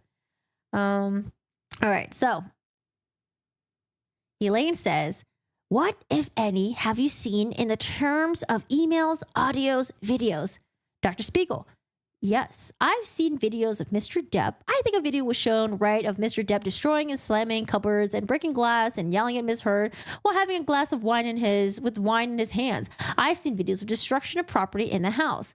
Okay, and what, if any, review have you conducted of the deposition and testimony of Mr. Depp's hired witness, Dr. Curry? Mr. Dennison, objection, Your Honor. May we approach the court? Sure. The court says, all right. Mr. Dennison, Your Honor, when we were up here last time, Ms. Bredehoff represented to you, there was a reference in his disclosure or in the rebuttal to disclosure to Dr. Curry. Her name does not appear. There's no reference at all to any evaluation of Amber Heard. The court, is there an opinion about the credibility? Ms. Bredehoff, he testified in his deposition. Then we supplemented and incorporated his deposition. Do you have that for me? I do. This is a deposition taken the 14th. Specifically? So where in here does it talk about it specifically incorporates his deposition testimony? Well, Mr. Dennison, well, the contention is the last line says, I can talk about anything anybody else talks about that. That's not an appropriate disclosure. No, Your Honor, we did incorporate. Well, you can't incorporate Ms. Cownan, which is a Depp attorney. Yeah, that's the court. You can't incorporate it without the deposition. Expert depositions, you can't have him testify.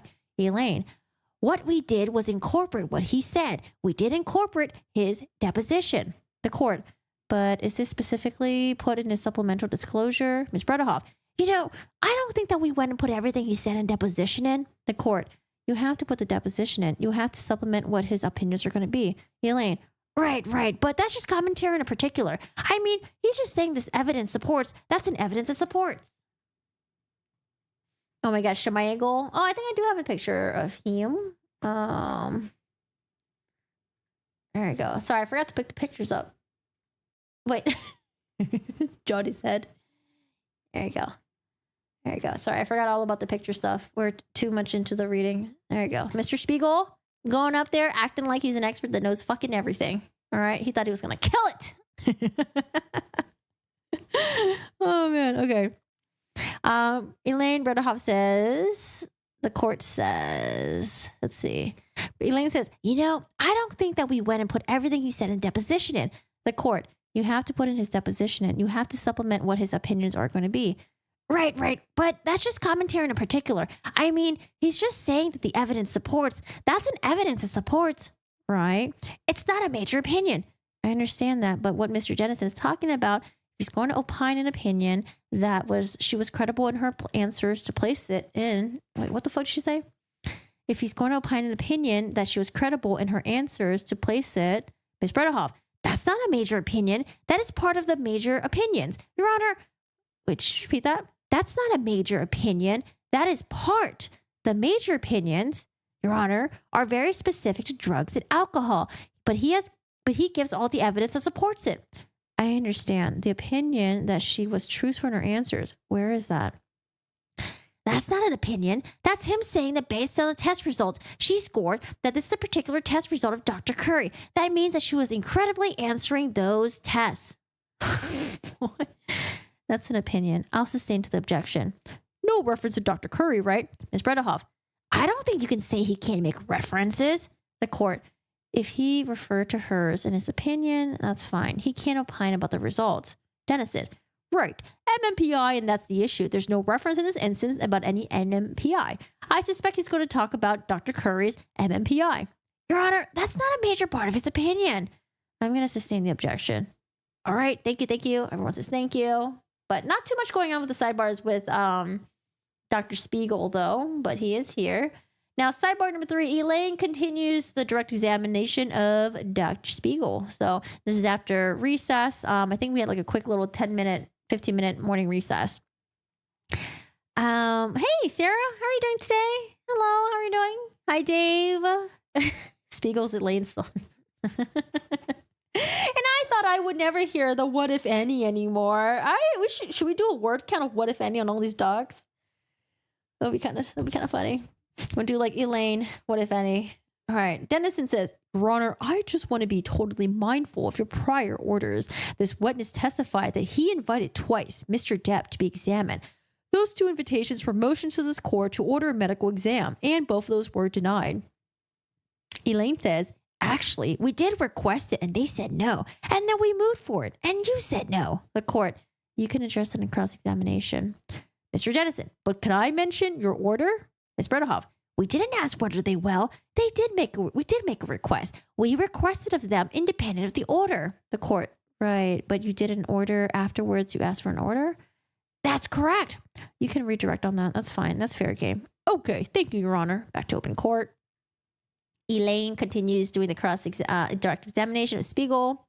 The court says, yes, sir. Mr. Dennison, we're getting to this. Can you say that question again? Ms. Bredehoff, is there a record of evidence of physical violence by Mr. Depp, which is one of the risk factors, and it's in the designations, page 84, paragraph 2. Wait. Is there record evidence of physical violence by Mr. Depp? I'm not asking if he was a perpetrator. This is physical violence. You're saying if there's physical violence? Yes, that he engaged in physical violence. But this is it's at page 84, Your Honor. I understand that. You're going to state that he has risk factors. You're not going to what he thinks. Yes, he's going through the risk. What are the factors? And he actually says, you can ask that question what the factors are. But then he also said, this is part of his opinion, that there's actually physical record of him committing physical violence, sexual violence, psychological regression, which he can testify to that. And that's his opinion. That's exactly the issue that we raised previously. It's making judgment as to all. Right. He's making judgments as to the evidence. He can't say there is known physical acts of Mr. Depp because it isn't. That's what the jury is here to decide. He can testify. He's read the record. I like how Elaine doesn't even give a legal argument. She'll just say things like, he can do this. She can say that. Well, I understand. Why not? It's like, give legal arguments. Okay, so the court says it doesn't come into evidence. You want to testify that he has read reports and evidence. That's what he bases opinions on. That's fine. But he can't say, yes, there's reported times of this because he doesn't know that. And that's what the jury has to figure out. Elaine says, so I can ask him if there's record evidence of physical violence, sexual abuse, physical aggression, but that he can't say any specific. What was your question again? It was, in your review of the case, is there evidence of physical violence by Mr. Depp? Mr. Dennison, Your Honor, I think it literally continues to invade the province of the jury here. That's specifically one of the issues the jury is going to ultimately decide, and she's asking him to sum it all up for them. And, Your Honor, we disclosed this. I know you disclosed it. We're past disclosure. And experts are able to testify to ultimate issues as well. But he's going to throw in 3 different types of the IPV here in talking about it. But he's seen record evidence. Record evidence. I don't want him commenting on the evidence that's before the jury. He can't comment on, yes, he assaulted Ms. Heard, because he doesn't know that. It's an evidence for the jury. And what he said in his report is that he said there are numerous witnesses who are reporting seeing cuts, bruises, and injuries. And it was reported that, okay, so that, why don't you ask, what have you reviewed that shows that? I'm not sure how you want to do it, but I just don't want him to give any kind of conclusion with respect to the evidence. Makes sense? I mean, it makes sense to me. I know, Dennison, we know it makes sense to you. But for Elaine, she's struggling a little bit, maybe. The court says, all right, Mr. Dennison, I mean, fundamentally, the court, he's not going to give, his only conclusion is going to be that he meets the risk factors, not that he's done it, correct? Ms. Bredahop. So I'm going to ask, I just want to make sure. Well, okay. What have you reviewed that reflects Mr. Depp engaging in physical violence? No. Objection. You just say the risk factors. Risk factors. Risk factors relating to physical violence? I mean, that's just one of them. I understand. But what we were discussing earlier is he wasn't going to. He's engaging. There's evidence of him engaging in each of the risk factors. Right. Just in risk factors, not engaging in physical violence. Maybe just explaining what the risk factors are first, and then what have you reviewed? Give us your information that he knew that he was. So if I'm understanding Your Honor's ruling here, I can't ask him what the record evidence is of Mr. Depp engaging in physical violence, the sexual abuse. Instead, I just have to have him explain what this is and the significance of it to IPV. What the risk, right? What the risk factors, right? And what he reviewed that makes you believe that he correlates with those risk factors. Does that sound all right? Mr. Dennison, yes. He can identify what the risk factors are for IPV, the court. Right. And what he reviewed that would put him on that course, but I just don't want him commenting on the evidence itself. Elaine, okay. What it correlates. Okay. Everyone says, okay. Elaine asks her questions. I think it goes kind of smoothly. There's a little bit of an objection. It's not that bad. Not much of a hot mess. Okay. Now we're going to go to the part where Dr. Spiegel explains Johnny Depp and explains narcissism. I don't know. Does Johnny Depp look like a narcissist? He looks like the complete opposite of a narcissist. 6358. Johnny Depp. Okay. Johnny Depp, narcissism. Line 8. Elaine says, okay, all right. What, if any, risk factor is narcissism for intimate partner violence? Dr. Spiegel says, so a patient, before we get into narcissistic personality disorder or traits of disorder, they categorize under what is called cluster B personality disorder. Objection, Your Honor, beyond the scope of question, says Dennison. He's explaining the narcissism. I also stand the objection to the last question. Okay, can you explain to the jury what's involved with narcissism as it relates to risk factors of intimate partner violence and what that realm is? And Spiegel answers, so narcissism patients have, again, poor self-control. Okay. Rapid mood shifts. Okay. As a result, they have an undue sense of admiration. They worship power or worship control. They have a lack of empathy, and people are generally kept around them as long as they're useful to them. Who does that remind you of? Who is kept around as long as they're useful to them? A large sense of entitlement. Anything else? Need for praise. So that would go under narcissistic personality and IPV. What if any traits would be requiring admiration? Would that fit into it? He replies, yeah. Oh yeah. Requiring admiration needs to be admired as parcel of narcissistic personality disorder. I don't know, man. Who needed admiration and be worshipped as a victim when they came out as a victim of domestic violence in a partnership with their exes or their ex? You know, going around doing a little press tour and saying that, like, I donated the divorce proceedings, you know, getting all the, yes, queens. Oh my God. Yes. Look at this queen over here. She donated her proceedings. Oh my God. Like, who needed to go around and get admiration from other people? Go on. And would that be envious fit within that? Spiegel answers, yes. Fragile self-esteem, yes. And what, if any, record evidence do you have that correlates with Mr. Depp being narcissistic? Spiegel answers, right. I do think the fact that he felt that Amber owed him. Ms. Heard owed him. Objection, Your Honor. Overruled. Ms. Bredehoff, thank you. Go ahead. Spiegel answers, the fact that Ms. Heard owed him and only wanted to be together with him because of his fame is an example of that. I do think the jealousy aspects are an example of that. I do think, and I think Mr. Tillett had testified that, being admired is one thing, but behind your back saying something else about people is another thing. And then I can probably say with reasonable certainty that to some degree this whole trial is that Mr. Dennison, objection, Your Honor. The court, what's your objection? That's not record evidence, speculation. The court overruled. Please continue. That this whole trial in terms of narcissistic insult is what's going on. I believe that Mr. Depp was very much a mainstay appropriately in Hollywood. And then this was pulled the rug without objection, Your Honor. He's simply explaining. That's the same the objection. Can you explain what you mean by this whole trial? Mr. Dennison, Your Honor, may we approach? The court says yes. Answer. The court case we're going through. Spiegel answers. The court says, that's an objection, sir. Dennison says, may we approach? Of course, as you may. Sidebar. Whoopsies. Sidebar. Okay. Court says, you want to talk about the court case? I'm not sure. Ms. Bredehoff, well, I think he's just saying that as an example that the fact that we've got this trial, the court, I think it's beyond, gets back to what he reviewed. All right, I'll try. Sustain. All right, thank you. Dennison does a cross of Dr. Spiegel. 6378. I don't know. I might detect a little bit of narcissism from Dr. Spiegel a little bit. I don't know. He seemed like he was all high and mighty when he was up there. His tone, All right, so question.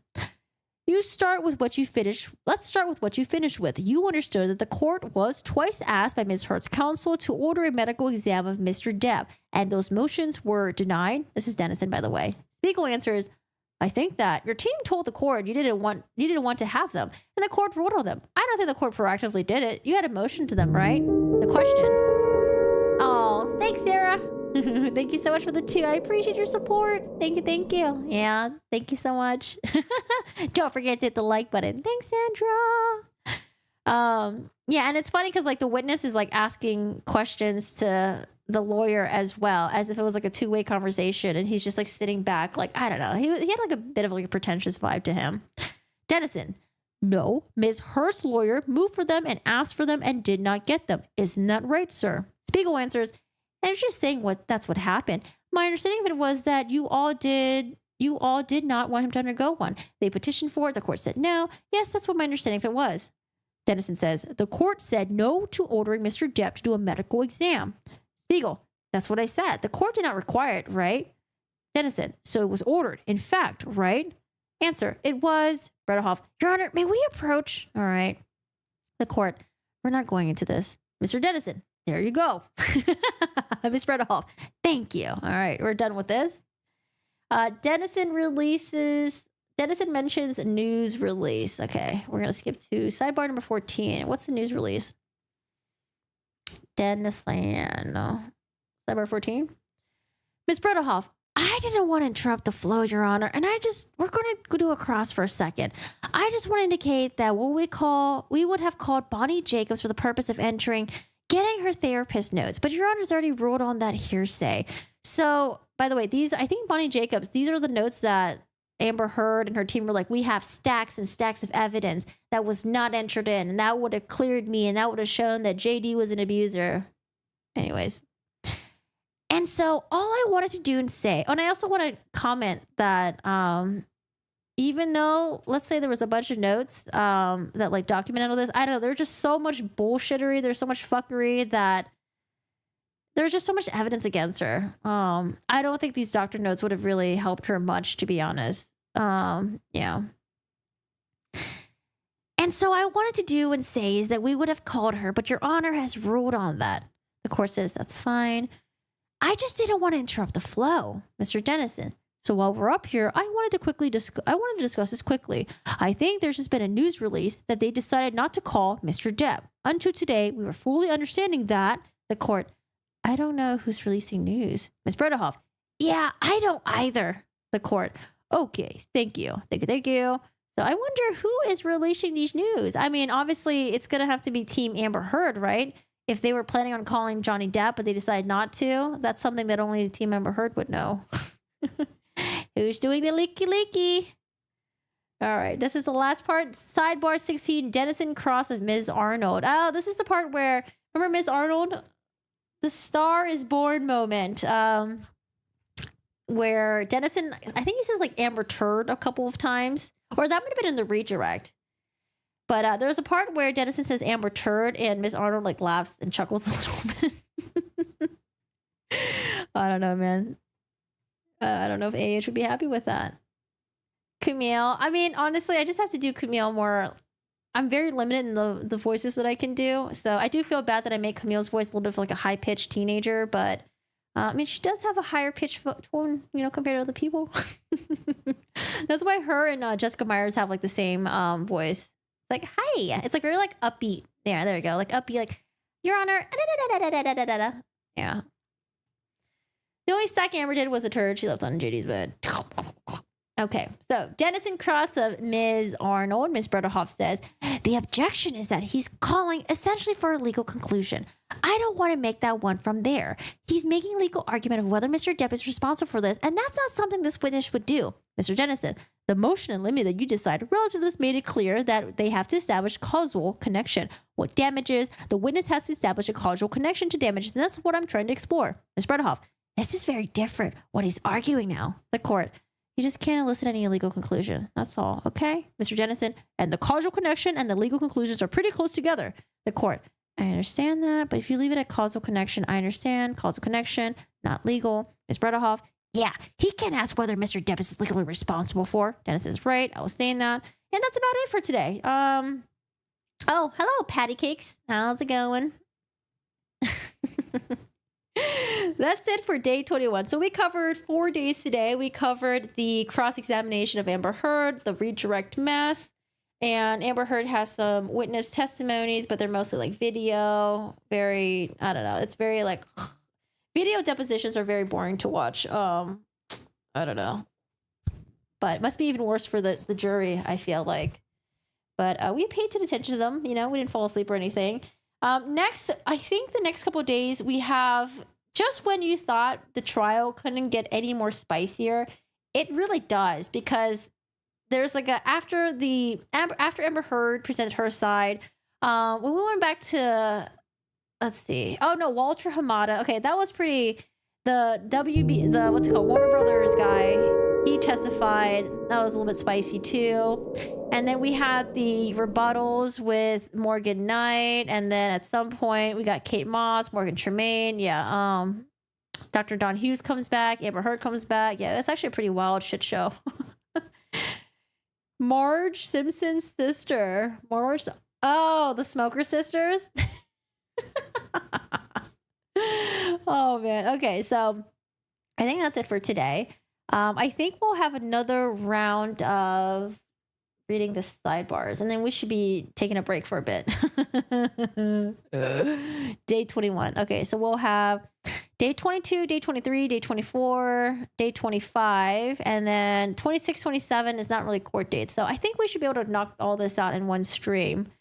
Yeah, and then after that, I don't think there's too much going on. I mean, September, there's a lot going on in September, but you know, if there's anything you guys want me to cover, feel free to post it in the Discord. If you want to share any articles, anything, join the Discord. There is a true crime section. You're welcome to post some stuff in there.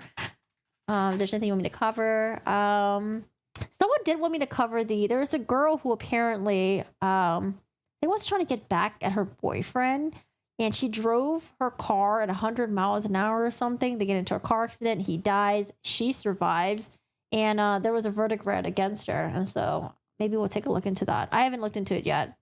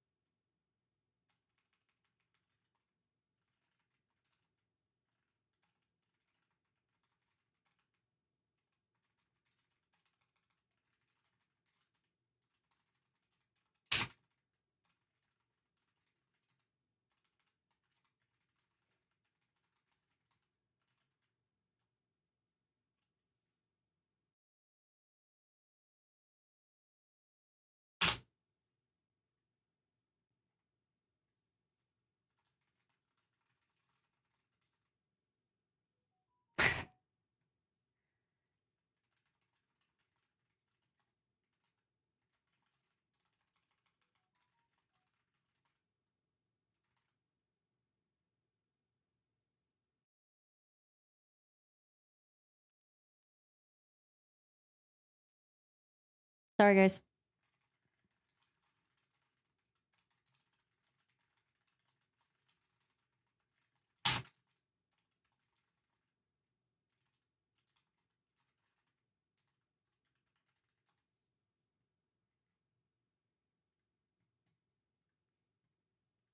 She got 15 years. Her boyfriend and his best friend died. Damn. How old is she? She looks pretty young too. Was she like 19 or something? Elaine embarrassing herself. You know what? I'm sure this was a huge lesson learned for her, and I'm sure she's learned a lot since then, you know? Hopefully. Hopefully. All right, y'all. Anyways, thanks for joining us for the sidebar stuff. I hope you guys enjoyed your time here. Yeah, we'll be back again tomorrow. We'll read more sidebar stuff, and I think we should be finished by then. But again, if you guys want to, there's anything you guys want me to cover or want me to talk about, or if there's anything that I might have missed or anything, just post in the Discord, in the true crime section. And then, you know, you can also post cute pictures of your pets as well. You have a share pictures part. So you can share pictures of your pets, you know. I love seeing pictures of your pets. All right, y'all. 17 at the time, but 19 now. Damn, man. When I see shit like that, just like, dude, way to fucking just ruin your fucking life. Holy shit. Was she trying to drive 100 miles an hour to like threaten him and then she actually got into an accident, or did she do it on purpose? Because I've actually been in a situation before where I was fighting with someone and they decided to drive like really fucking fast, and I almost wanted to fucking kill them because, man, that shit like shit like that you don't fucking play with. I don't know. But we never got into an accident, luckily. But yeah, I don't know. Fuck that. The popcorn versus the Netflix thing. I mean, there's not really too much to cover with that. It's just Popcorn Planet will probably cover it way better than I do because it happened to them. It's just Popcorn Planet, and I think someone said the Umbrella Guy too. They like reacted to their the parts that they were in the Netflix thing, and then they just got YouTube copyright. I don't know, probably just like some sort of like automatic thing that just like picked it up. So I don't know, there's not really too much to cover there.